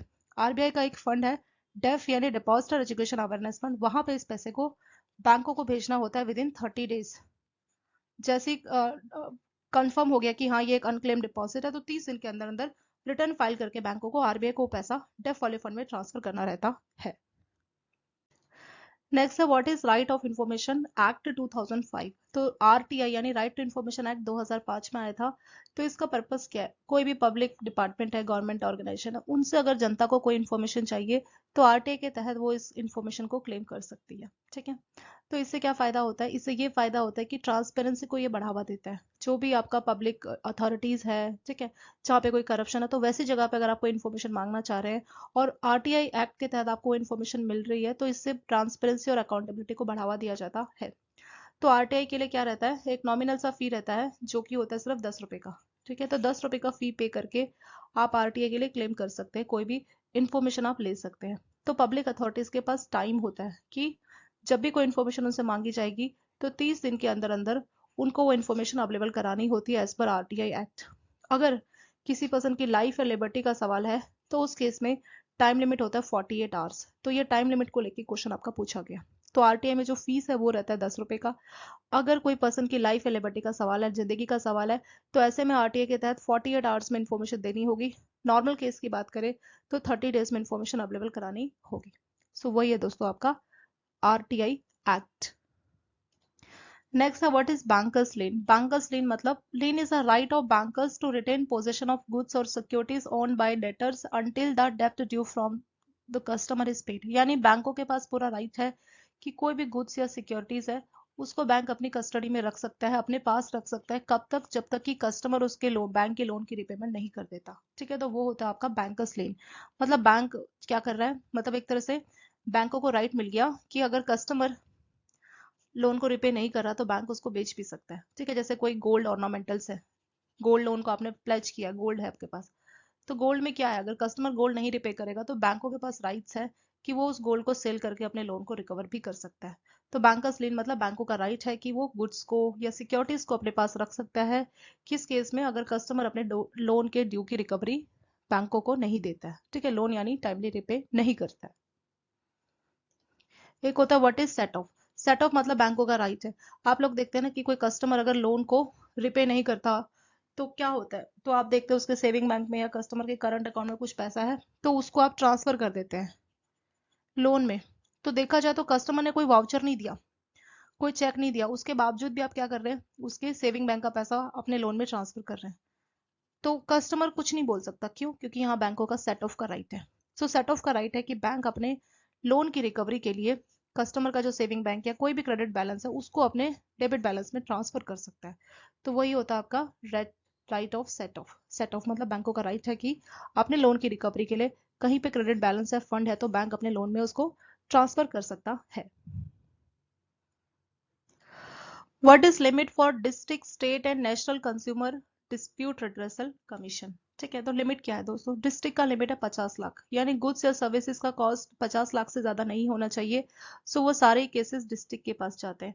50 लाख से ज्यादा अप टू 2 करोड़ के जो केस है वो स्टेट वाले कमीशन के पास जाते हैं। और 2 करोड़ से ज्यादा जो वैल्यू है, ये 2 करोड़ क्या है दोस्तों, आपकी गुड्स या सर्विसेज का अमाउंट है या वैल्यू है। ठीक है, अगर गुड्स या सर्विसेज की कोई वैल्यू है वो 50 लाख तक है, तो उसमें कोई डिस्प्यूट हो गया तो वो सारे ही केसेस जाएंगे डिस्ट्रिक्ट के पास। 50 लाख से ज्यादा अप टू 2 करोड़ के केस जाएंगे स्टेट के पास। 2 करोड़ से ज्यादा के जो केस है वो सारे जाएंगे आपके नेशनल के पास। ठीक है, और अगर हम नेशनल कंज्यूमर की बात करें, इसके खिलाफ अगर आपको अपील करनी है तो सुप्रीम कोर्ट जाके आप इसके खिलाफ अपील कर सकते हैं। और जो डिस्ट्रिक्ट है, जो स्टेट कमीशन है ना, वो डिस्ट्रिक्ट के लिए अपील का काम करता है। मतलब डिस्ट्रिक्ट कमीशन के फैसले से खुश नहीं है, अगर आपको अपील करनी है तो आप स्टेट कमीशन में जा सकते हैं। स्टेट कमीशन के फैसले से अगर आप खुश नहीं है तो अपील करनी है तो आप नेशनल कमीशन जा सकते हैं। नेशनल के फैसले से खुश नहीं है तो आप सुप्रीम कोर्ट जा सकते हैं। तो ठीक है, तो इस तरीके से ये डिस्ट्रिक्ट, स्टेट और national consumer dispute redressal commission काम करते हैं। डिस्ट्रिक्ट का लिमिट है अप टू 50 लाख, स्टेट का लिमिट है 50 लाख से ज्यादा 2 करोड़ तक, नेशनल का लिमिट है 2 करोड़ से ज्यादा। और ये अपीलेट के तौर पे भी काम करते हैं। जो स्टेट कमीशन है वो डिस्ट्रिक्ट ने कोई फैसला सुनाया, अगर कस्टमर को अपील करनी है तो स्टेट के पास जाएगा। स्टेट ने कोई फैसला सुनाया अपना 50 लाख से 2 करोड़ के बीच में, उससे प्रॉब्लम है तो आप नेशनल के पास जाओगे। नेशनल ने कोई फैसला सुनाया, कुछ प्रॉब्लम है, तो आप सुप्रीम कोर्ट जाके आप अपील कर सकते हैं। ठीक है, सो ये जनरली गुड्स या सर्विसेज जिसमें कोई डिस्प्यूट है, जैसे कस्टमर है, उसने मान लीजिए कोई सामान खरीदा किससे, कोई उसने 2 लाख का कुछ सामान खरीदा, या मान लीजिए किसी कस्टमर ने 10 लाख की कोई इलेक्ट्रिक कार खरीदी और कार में रास्ते में अचानक से ब्लास्ट हो गया। आप तो कार से निकल गए सेफली, पर हाँ कार पूरी खराब हो गई और आपकी जान को भी खतरा था। तो यहाँ पे जो प्रॉब्लम हुई है वो कॉस्ट कितनी है, वो 10 लाख की है ना। तो ये केस कहा जाएगा, ये जाएगा डिस्ट्रिक्ट कमीशन के पास। तो वहां जाके सुनवाई होगी कंपनी के बीच में और उसने कस्टमर ने जिसने कंप्लेन की है, तो वहां पे फैसला सुनाया जाएगा। ठीक है, बाद में कंपनी ने मान लीजिए कुछ फैसला सुनाया कि हाँ ठीक है कंपनी उसको 10 लाख देगी, पर वो कस्टमर बोलता है नहीं 10 लाख नहीं, मुझे 20 लाख चाहिए कि मेरी लाइफ को भी तो खतरा था ना। तो उस केस में मान लीजिए इनका फैसला सिर्फ 10 लाख है, ये 20 लाख चाहता है, तो वो स्टेट कमीशन जाके कंप्लेन करेगा कि डिस्ट्रिक्ट का ऐसा फैसला आया, ये केस है। तो इस तरीके से डिस्ट्रिक्ट, स्टेट और नेशनल आपके कंज्यूमर डिस्प्यूट और रिड्रेसल कमीशन काम करते हैं। कंज्यूमर को जो डिस्प्यूट है, कंज्यूमर मतलब जो आप सामान ले रहे हैं, प्रोडक्ट ले रहे हैं, उसमें कुछ डिस्प्यूट आ गया दुकानदार से या किसी से भी, तो उस केस में आप यहाँ पे जाके अपील कर सकते हैं।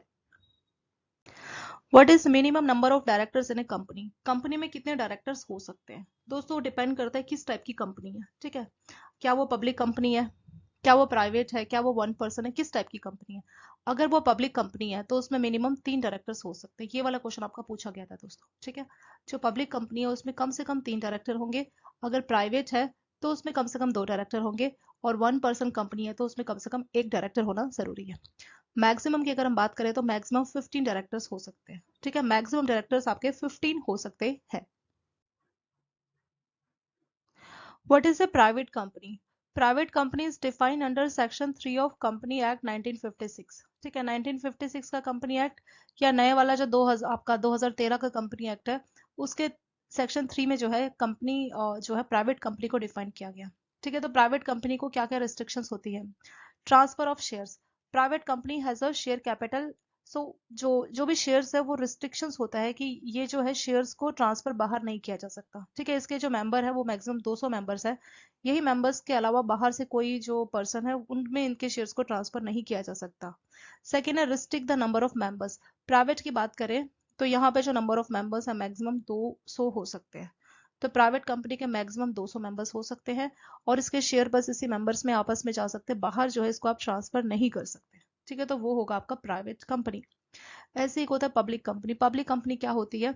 पब्लिक कंपनी वो कंपनी है जो प्राइवेट नहीं होती है। ठीक है, जो प्राइवेट है, प्राइवेट में तो रिस्ट्रिक्शंस है कि शेयर्स जो है इसके 200 मेंबर से बाहर कोई भी ट्रांसफर नहीं कर सकता, आपस में मेंबर में रहेगा, बाहर आप नहीं ट्रांसफर करेंगे। लेकिन पब्लिक का ऐसा नहीं होता। इसमें जो मेंबर्स है, जैसे प्राइवेट में मेंबर्स कितने होने चाहिए 200, पब्लिक में ऐसा कोई लिमिट नहीं, नो लिमिट, अनलिमिटेड मेंबर्स इसमें हो सकते हैं। 7 और more person can form a public company. तो पब्लिक कंपनी बनाने के लिए कम से कम 7 मेंबर्स होने चाहिए और मैक्सिमम का तो कोई लिमिट ही नहीं है। इसके जो शेयर है वो लिस्ट होते हैं आपके स्टॉक एक्सचेंज पे, तो आसानी से इसके शेयर्स खरीदे बेचे जा सकते हैं। ठीक है, अगर हम अभी के कंपनी एक्ट 2013 की बात करें तो इसके लिए कोई भी पेड अप कैपिटल नहीं चाहिए किसी भी पब्लिक कंपनी को बनाने के लिए। सो प्राइवेट में क्या है, प्राइवेट में मैक्सिमम 200 मेंबर होने चाहिए। लेकिन अगर हम पब्लिक की बात करें तो नो लिमिट, कितने भी मेंबर हो सकते हैं। मिनिमम 7 से ज्यादा से कोई भी लिमिट नहीं है। मिनिमम 7 मेंबर्स होने चाहिए पब्लिक के लिए, मैक्सिमम की इसमें कोई भी लिमिट नहीं होती है। ऐसे एक होता है गवर्नमेंट कंपनी। गवर्नमेंट कंपनी क्या होता है, ठीक है, तो कंपनी एक्ट 2013 में डिफाइन किया गया है। गवर्नमेंट कंपनी होगा जिसकी कम से कम 51% हिस्सेदारी जो है या तो सेंट्रल गवर्नमेंट के पास हो, मतलब पूरी की पूरी 51% या तो सेंट्रल गवर्नमेंट के पास हो या स्टेट गवर्नमेंट के पास हो, या आधी सेंट्रल गवर्नमेंट और आधी स्टेट गवर्नमेंट के पास हो, ठीक है। तो इस तरह से अगर हिस्सेदारी स्टेट सेंट्रल, सिर्फ स्टेट या सिर्फ सेंट्रल गवर्नमेंट के पास होगी, कितनी हिस्सेदारी होनी चाहिए, कम से कम 51% होनी चाहिए। सो उस केस में उस कंपनी को गवर्नमेंट कंपनी बोला जाएगा, ठीक है। इसका एग्जाम्पल क्या है, जैसे आपका भारत हैवी इलेक्ट्रिकल लिमिटेड, एक ये हो गया, हिंदुस्तान एरोनॉटिकल लिमिटेड। तो ये दो एग्जांपल्स दिए गए हैं गवर्नमेंट कंपनी के, जहां पे गवर्नमेंट की हिस्सेदारी कम से कम 51% होती है, या तो वो सेंट्रल गवर्नमेंट हो, स्टेट गवर्नमेंट हो, स्टेट हो, सेंट्रल हो, या दोनों आधे आधे हो, ठीक है, आधी सेंट्रल आधी स्टेट, मिला के टोटल 51% होना जरूरी होता है। What is one person company, नाम से ही लग रहा है ऐसी कंपनी जिसमें सिर्फ एक ही मेंबर हो उसको बोलते हैं वन पर्सन कंपनी, ठीक है। तो वन पर्सन कंपनी को सेक्शन 262 ऑफ कंपनी एक्ट में डिफाइन किया गया। ये ऐसी कंपनी है जिसमें सिर्फ एक ही मेंबर होगा। One person company shall indicate the name of other person with his prior written consent in the, so उसके जब वो नहीं होगा, कुछ हो गया, तो उस केस में किसको कंपनी का पावर मिलेगा, तो उसके लिए किसी दूसरे पर्सन का नाम उसको नॉमिनेट करना होता है कि मेरे बाद ये इस कंपनी को संभाल सकता है। सो वो होती है दोस्तों आपकी one person company. What are the stages of money laundering, money laundering के कौन कौन से स्टेजेस रहते हैं। पहले हम देखेंगे मनी लॉन्ड्रिंग एग्जैक्टली क्या होता है। मनी लॉन्ड्रिंग का मतलब होता है कि ब्लैक मनी को व्हाइट में कन्वर्ट करना। ब्लैक मनी मतलब इलीगल सोर्स से आपने कुछ पैसा कमाया है और आप दिखा रहे कि ये पैसा हमने अच्छे लीगल कामों से कमाया है, इस प्रोसेस को बोला जाता है मनी लॉन्ड्रिंग। मनी लॉन्ड्रिंग करने के लिए 3 स्टेजेस होते हैं। पहला होता है दोस्तों हमारा प्लेसमेंट, सेकेंड स्टेज है लेयरिंग, थर्ड और आखिरी स्टेज होता है integration. Placement is the first stage, जहां पे जो इलीगल फंड है उसको फाइनेंशियल सिस्टम मतलब बैंकों में जमा किया जाता है। गलत तरीके से, इलीगल तरीके से आपने कुछ पैसे को कमाया, वो पैसा कैश की फॉर्म में आपके पास है, आप वो पैसा अलग अलग खाते में कैश की फॉर्म में डिपॉजिट करते हैं, ठीक है। बैंक में आपने खाता खुलवाया और वहां जाके आपने कैश डिपॉजिट किया, इलीगल सोर्स से कमाया हुआ कैश। वो स्टेज होता है आपका प्लेसमेंट, ठीक है। तो वही यहाँ पे लिखा है कि इलीगल फंड को हम लेजिटिमेट फाइनेंशियल सिस्टम, बैंक या फाइनेंशियल स्टेटमेंट क्या है वो सब आपके लीगल होते हैं। सेकेंड स्टेज होता है हमारा लेयरिंग। इस स्टेज में क्या होता है कि जो पैसा आपने जमा किया, जैसे कैश की फॉर्म में आपने खाता ए में जमा कर दिया, ठीक है, ए का खाता है, उस कैश को जमा किए भाई अब ए बी को ट्रांसफर करेगा, फिर बी सी को, सी डी को, ऐसे करके बहुत ज्यादा लेयर बननी शुरू हो जाएगी। तो जिससे पता नहीं लगेगा एग्जैक्टली खाता किस खाते में कैश को डिपॉजिट किया। वैसे तो ए वाले खाते में कैश को डिपॉजिट किया था, पर ए बी को ट्रांसफर करेगा, सी डी को, ई एफ को, ऐसे करके बहुत सारे नंबर ऑफ अकाउंट में बहुत सारा जगह पे पैसे को ट्रांसफर किया जाएगा। तो इतनी सारी लेयर बन जाएगी जो कि बहुत कॉम्प्लेक्स हो जाएगा आइडेंटिफाई करना कि शुरुआत कहाँ से हुई थी। स्टार्टिंग में हमें मालूम है कि ए के खाते में जमा किया था पैसा, पर बाद में फाइंड करना कि ओरिजिन ऑफ फंड किससे हुआ था बाद में बहुत डिफिकल्ट हो जाता है। सेकंड है दोस्तों लेयरिंग। लास्ट है आपका इंटीग्रेशन। इंटीग्रेशन लास्ट स्टेप है, जब जैसे ए से बी, बी से सी, सी से डी, ई ऐसे करते मान लीजिए 10 लोग इन्वॉल्व थे, ठीक है, पहुंचते पहुंचते जे के खाते में चला गया। लास्ट में जे के खाते में अच्छा खासा बड़ा पैसा है। अब जे क्या करेगा, उस पैसे से कोई प्रॉपर्टी खरीद लेगा।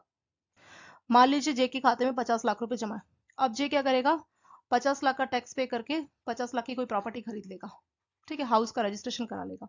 तो अब लगेगा कि हाँ ये जो प्रॉपर्टी है ये लीगल है, ठीक है, प्रॉपर्टी लीगल और लीगल सोर्स से पैसा आया। Where the illegal fund are utilize to purchase different asset, property ले ली, कोई और असेट ले लिया, जमीन ले ली, इस तरह से अलग अलग असेट में उस पैसे को लगा दिया जाएगा। यही होता है दोस्तों आपका मनी लॉन्ड्रिंग। तो प्लेसमेंट पहला स्टेप है जहां पे इलीगल सोर्स वाले पैसे को एक खाते में जमा किया जाएगा। लेयरिंग दूसरा स्टेप है जहां पे बहुत सारे खातों में पैसे को ट्रांसफर किया जाएगा। जैसे ए में कैश डिपॉजिट हुआ था ना, ए से बी, बी से सी, डी ऐसे करके बहुत सारी ट्रांजेक्शन होगी, फाइंड करना बहुत मुश्किल होगा कि शुरुआत कहाँ से थी। इंटीग्रेशन लास्ट स्टेप है जहां पे उस इलीगल पैसे से कोई असेट को परचेज किया जाएगा।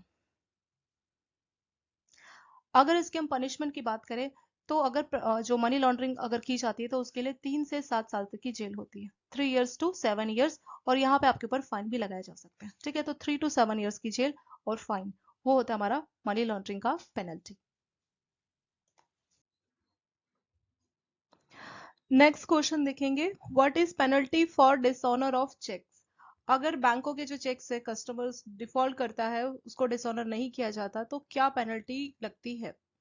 Dishonour of cheque for insufficiency of balance, generally जो चेक्स डिसऑनर है होते हैं उसका रीजन मेनली यही रहता है कि बैलेंस इनसफिशिएंट है। ठीक है, तो बैलेंस इनसफिशिएंट है तो उसके लिए क्या कोई पेनल्टी लगती है?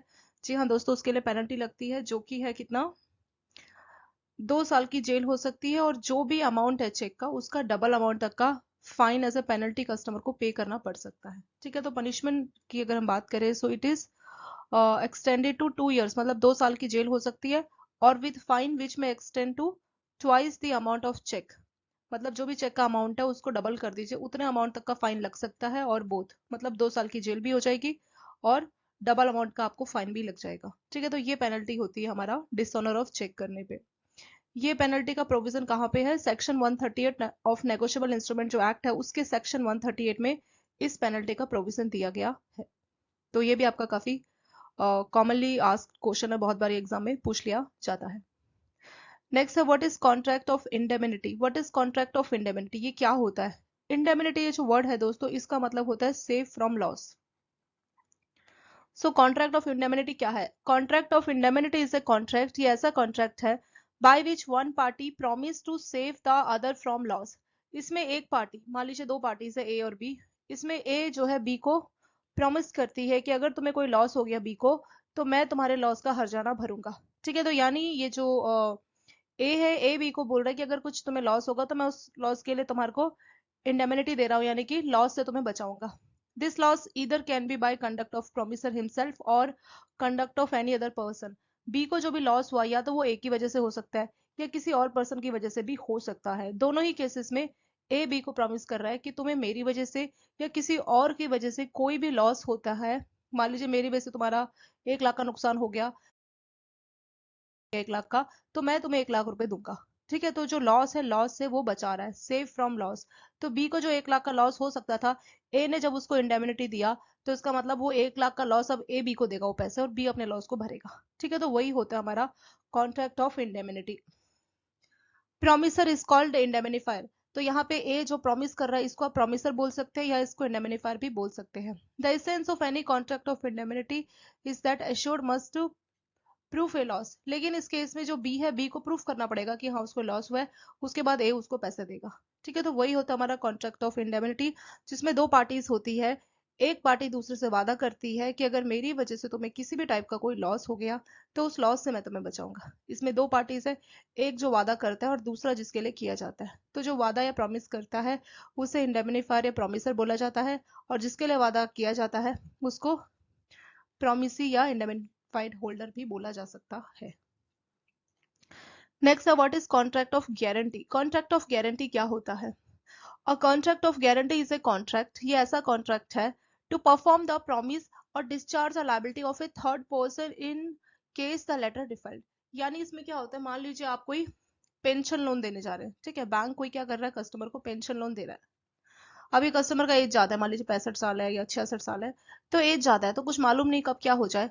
तो उस केस में बैंक पेंशन लोन में कस्टमर, मान लीजिए ये बैंक है और उस पर्सन का नाम है जो पेंशन, जिसकी पेंशन है, जिसको लोन चाहिए उसका नाम है मान लीजिए ए। ए का एज है मान लीजिए 65। तो इस केस में बैंक पेंशनर को बोलता है, ए को बोलता है कि तुम्हें हम पेंशन लोन दे देंगे, कोई प्रॉब्लम नहीं है, लेकिन तुम्हें कोई गारंटर भी लाना होगा। तो गारंटर का रोल क्या है? गारंटर मान लीजिए ए का, तो ये अपने बेटे बी को लेके आता है और बैंक को बोलता है बैंक ये मेरा गारंटर है। तो बी पूछता है कि मेरी क्या लायबिलिटी होगी, तो बैंक उसको जवाब देगा इन केस अगर आपके पापा की डेथ होगी, कुछ भी हो गया, तो ये जो लोन का पैसा है आप भरोगे। ठीक है, तो गारंटर की लायबिलिटी क्या हो जाती है?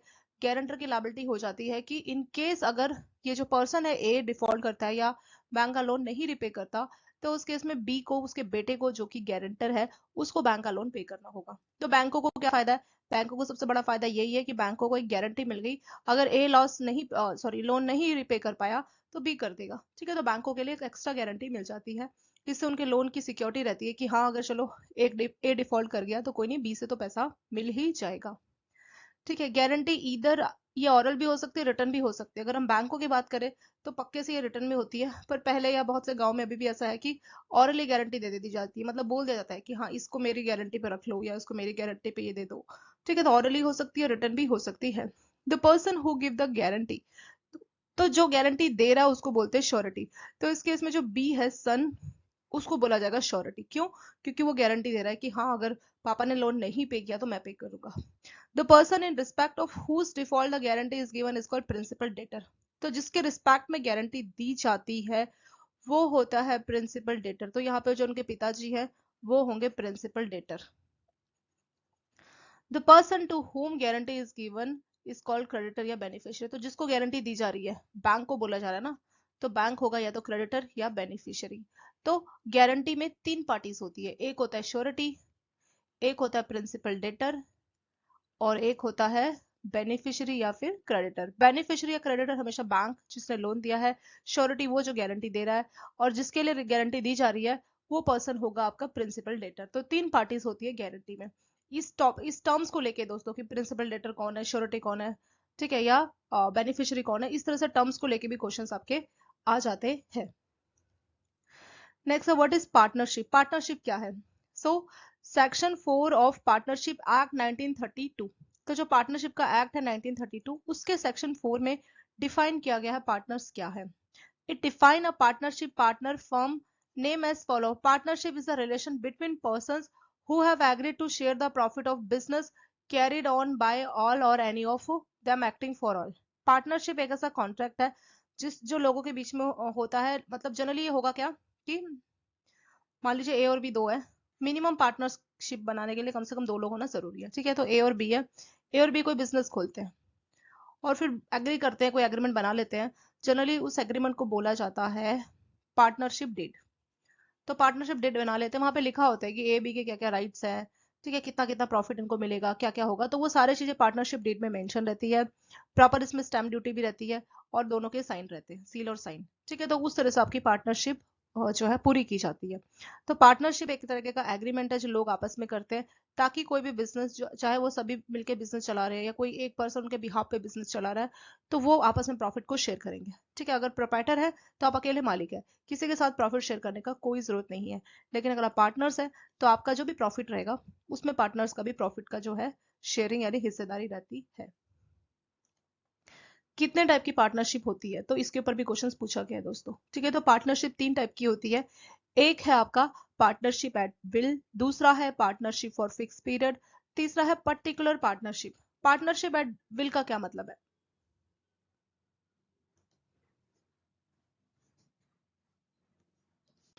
पार्टनरशिप एट विल का मतलब है कि इस सब में, इस पार्टनरशिप का कोई भी एक्सपायरी डेट नहीं है। मतलब ऐसा नहीं है कि उस पर मेंशन है कि हम 2 साल या 4 साल के लिए पार्टनर्स है। तो पार्टनरशिप एट विल का मतलब है ये एक ऐसा कॉन्ट्रैक्ट बनाया जाता है पार्टनर्स के द्वारा जिसमें there is no provision for the duration of their partnership. तो कितने साल के लिए वो पार्टनर्स मिलके काम करेंगे उसका ड्यूरेशन इसमें मेंशन नहीं रहता, तो वो है पार्टनरशिप एट विल, ठीक है। तो मतलब कब टर्मिनेशन होगा ऐसा कुछ भी पॉइंट इसमें मेंशन नहीं रहता, तो उसको बोला गया है पार्टनरशिप एट विल।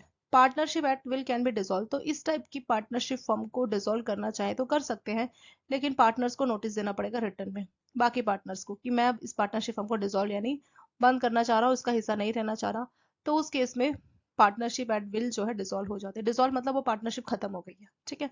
सो पहला है पार्टनरशिप एट विल जिसकी नो एक्सपायरी डेट, कोई एक्सपायरी डेट नहीं है, जब मन करेगा पार्टनर्स बाकियों को रिटर्न में नोटिस देगा और उस टाइप की पार्टनरशिप का अंत हो जाएगा।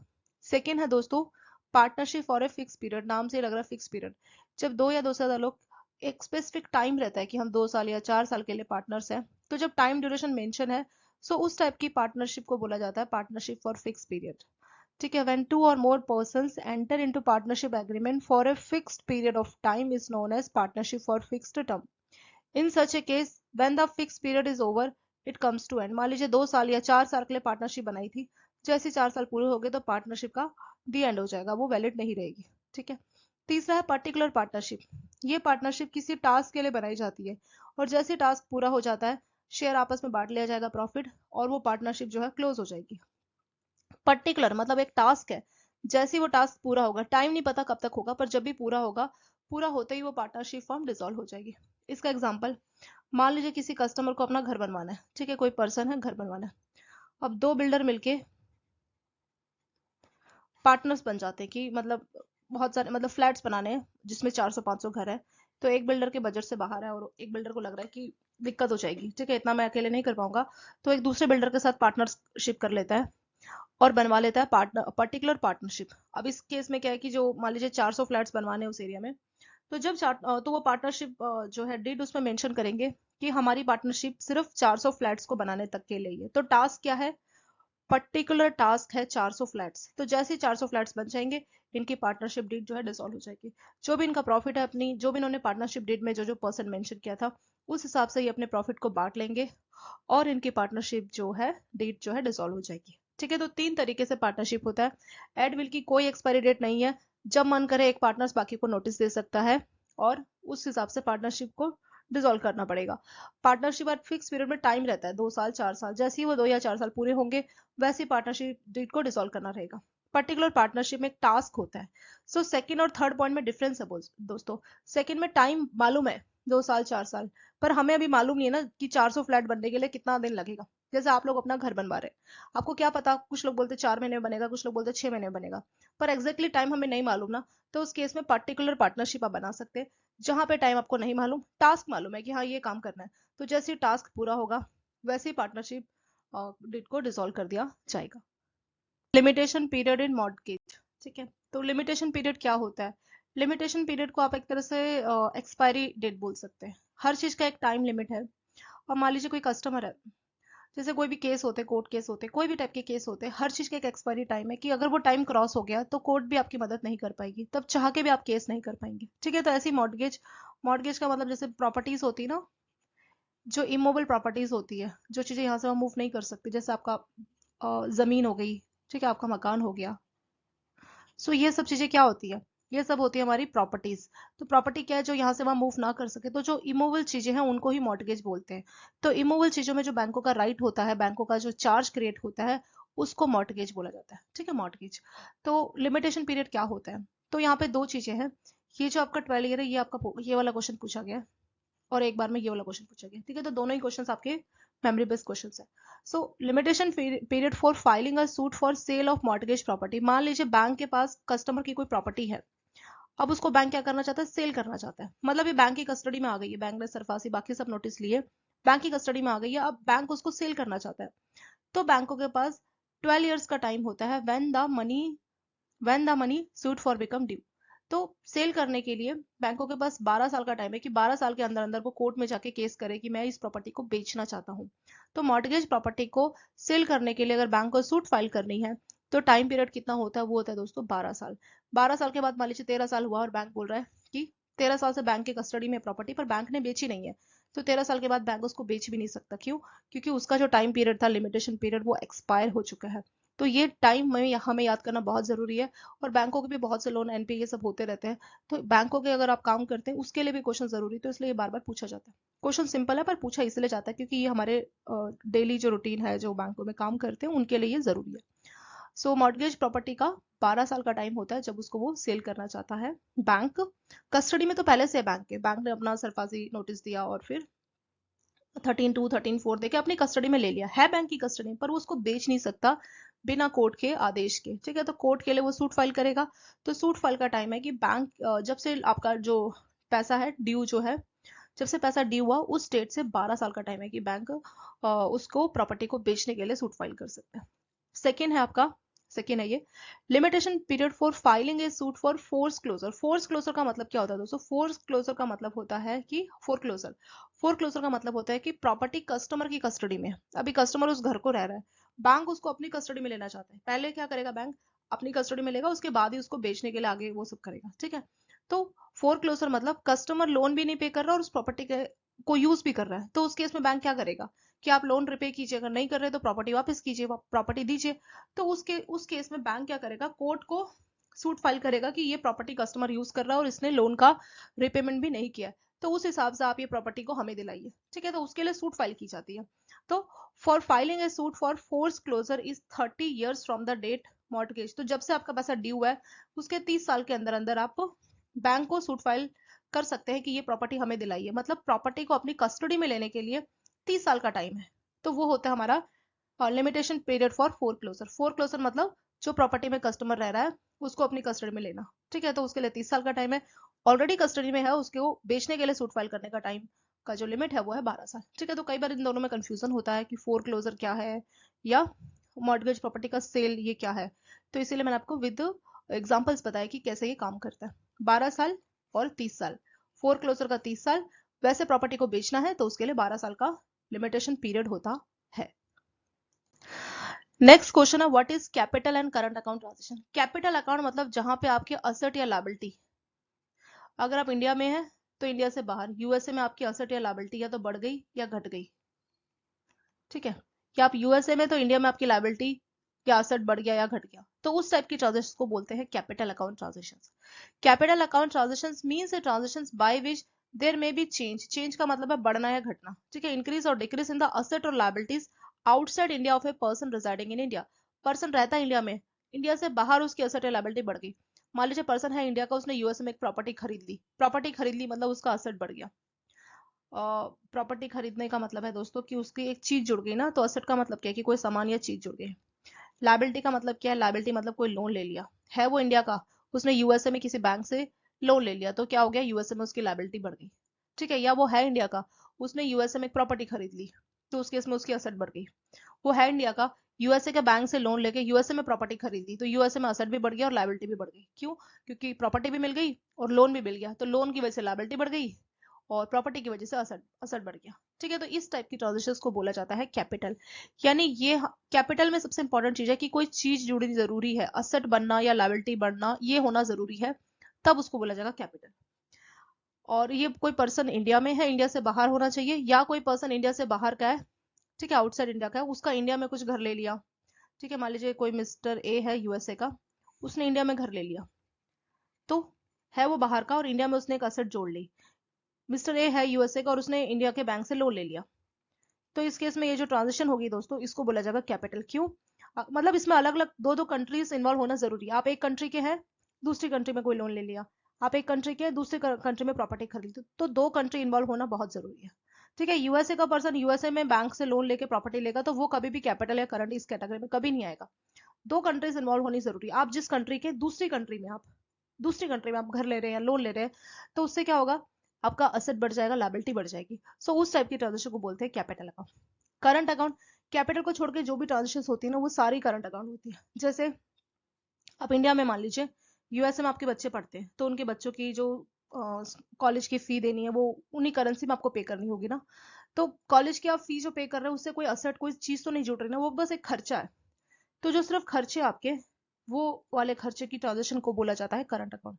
आप यूएसए ऐसे ही घूमने चले गए, आप हैं इंडिया के, यूएसए बस 2 हफ्ते के टूर के लिए चले गए, तो जो आपने 2 हफ्ते में खर्चे किए वो सारे खर्चे आपके करंट अकाउंट में आएंगे, ठीक है।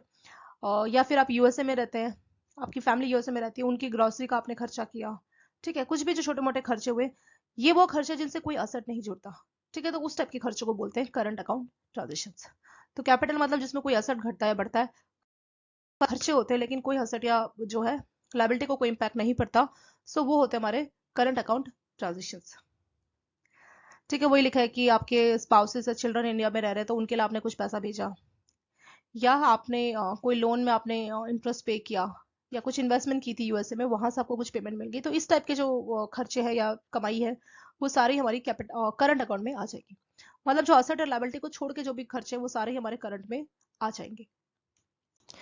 नेक्स्ट क्वेश्चन है व्हाट इज प्लेज। प्लेज का मतलब होता है कि आप अपने, जैसे जो बैंक होता है, बैंकों में जो गोल्ड लोन दिया जाता है, उसमें बैंक क्या करता है, उसमें बैंक कस्टमर से गोल्ड ले लेता है, ठीक है, उसकी जो भी 75% जो गोल्ड की वैल्यू है उसके हिसाब से उसको लोन दे देता है, ठीक है, maximum 75।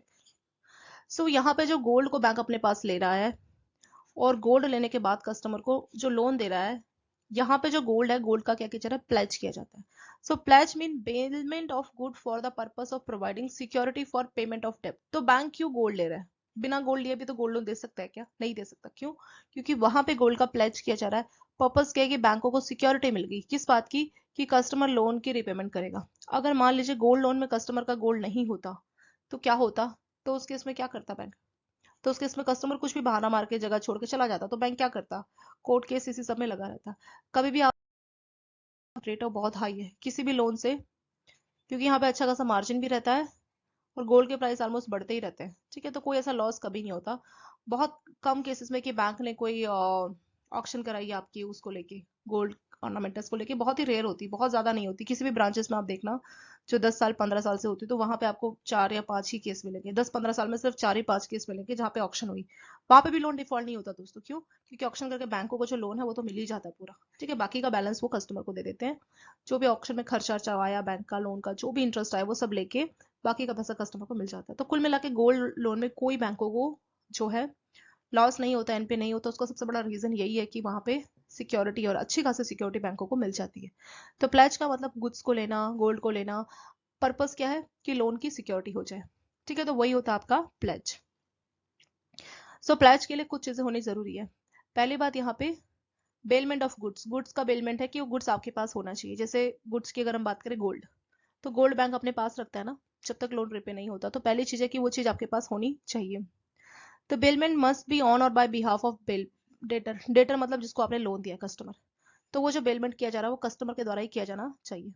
The bailment must B for the purpose of providing security. उसका जो पर्पस है वो यही होना चाहिए कि लोन की सिक्योरिटी है, लोन के रिपेमेंट की सिक्योरिटी है, ठीक है। तो उसी पर्पस के लिए ये होना चाहिए। सो इस केस में हम लोग बोलेंगे कि प्लेज है। प्लेज मतलब कोई गुड्स बैंक के पास आने चाहिए। गुड्स में आपका गोल्ड कुछ भी हो सकता है। दूसरा, वो कस्टमर के द्वारा ही दिया जाना चाहिए। तीसरा, वो उस लोन के पर्पस के लिए होना चाहिए। जैसे कुछ लोग क्या करते हैं कि ऐसे सेफ कस्टडी के लिए भी रखवा लेते हैं ना कोई चीज। तो ऐसा नहीं कि सेफ कस्टडी के लिए हमने गोल्ड दिया, पर्पस ये होना चाहिए कि लोन के लिए हमने गोल्ड दिया, ठीक है। तो उस केस में इसे बोला जाएगा कि एक वैलिड प्लेज है।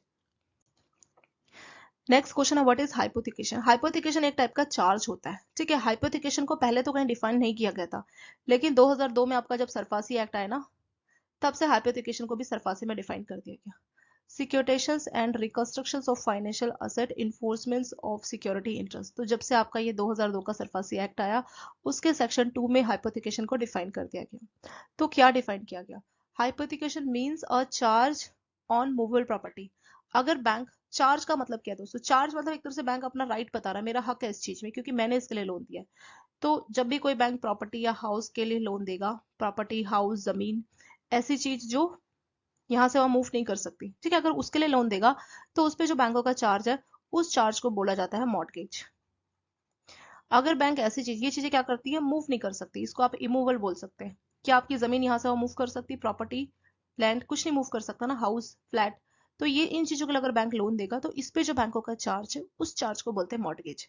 लेकिन ऐसी चीजें जो मूव कर सकती है, जैसे आपकी कार, आपने कोई ट्रैक्टर लिया, ठीक है, गांव में भी ट्रैक्टर लोन ये सब चलता है ना, कार लिया, ट्रैक्टर लिया, या कोई चीज जो मूव कर रही है, कोई गुड्स को सिक्योरिटी मान के लोन दिया, ठीक है।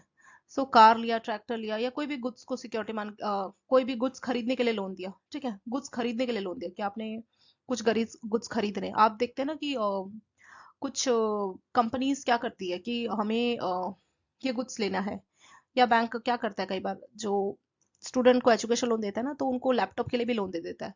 तो वो जो लैपटॉप है, वो लैपटॉप क्या है?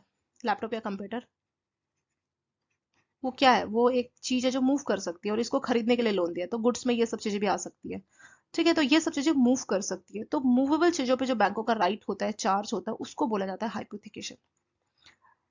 लैपटॉप यहाँ से वहां मूव कर सकता है। कई बार बैंक के जो स्टाफ है उनको भी लैपटॉप या कंप्यूटर लोन बैंक के द्वारा दिया जाता है, पर उस चीज पे बैंकों का चार्ज क्रिएट होता है, उसी चार्ज को बोला जाता है हाइपोथिकेशन। तो हाइपोथिकेशन एक ऐसा चार्ज है जो बैंकों का क्रिएट होता है, किस पे? उन चीजों पे जो मूव कर सकती है। जो चीजें मूव नहीं कर सकती उसके चार्ज को तो मॉर्टगेज बोलते हैं, पर जो चीजें मूव कर सकती है उस पे अगर बैंक चार्ज क्रिएट करेगा तो उसको हाइपोथिकेशन बोलते हैं। मतलब बिना बैंक की मर्जी के आप इस चीज को बेच नहीं सकते, ये मतलब है इसका चार्ज का।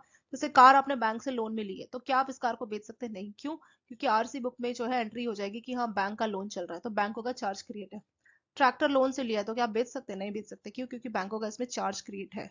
तो वो जो चार्ज क्रिएट होता है ना, मतलब बैंकों का हक है उस पे, ठीक है। तो उसी हक को बोला जाता है हाइपोथिकेशन।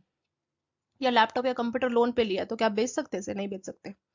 कोई मोबाइल है लोन पे लिया तो क्या आप बेच सकते हैं? नहीं, क्योंकि बैंकों का चार्ज है, हक है, उसी चार्ज हक को बोला जाता है हाइपोथिकेशन, ठीक है। तो वही है। और ये जो चार्ज है ये हमेशा मूवेबल चीजों पे ही होता है।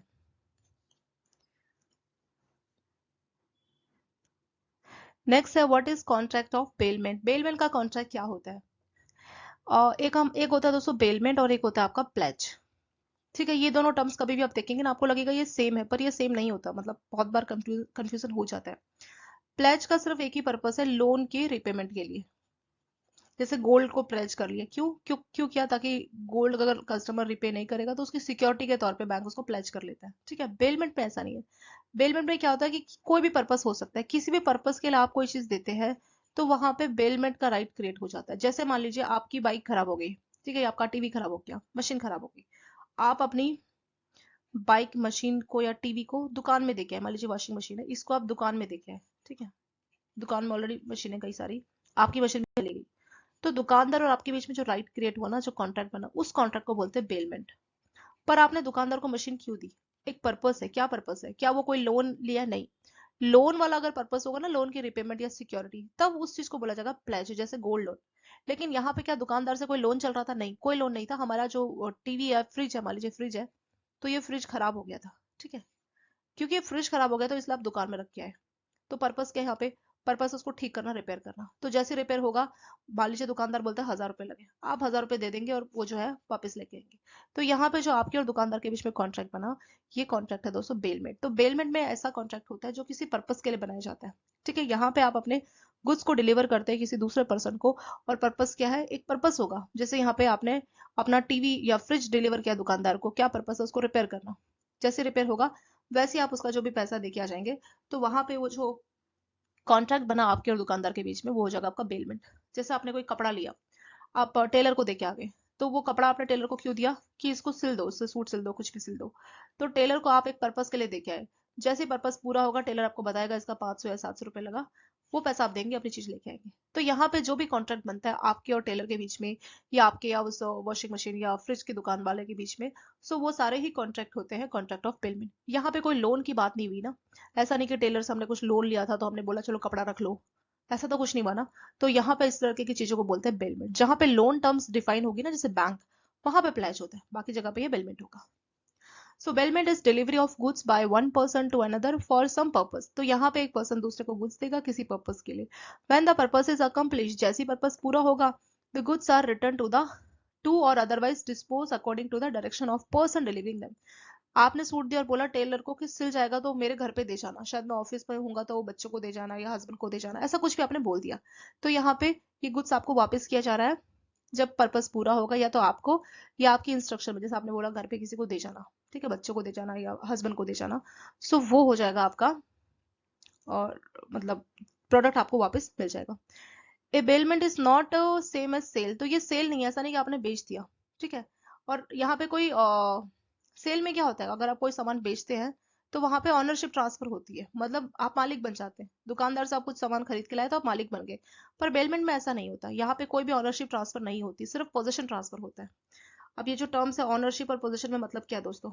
ऑनरशिप मतलब आप मालिक नहीं बनते, ऐसा नहीं कि टेलर को आपने सूट दिया टेलर मालिक बन गया, नहीं।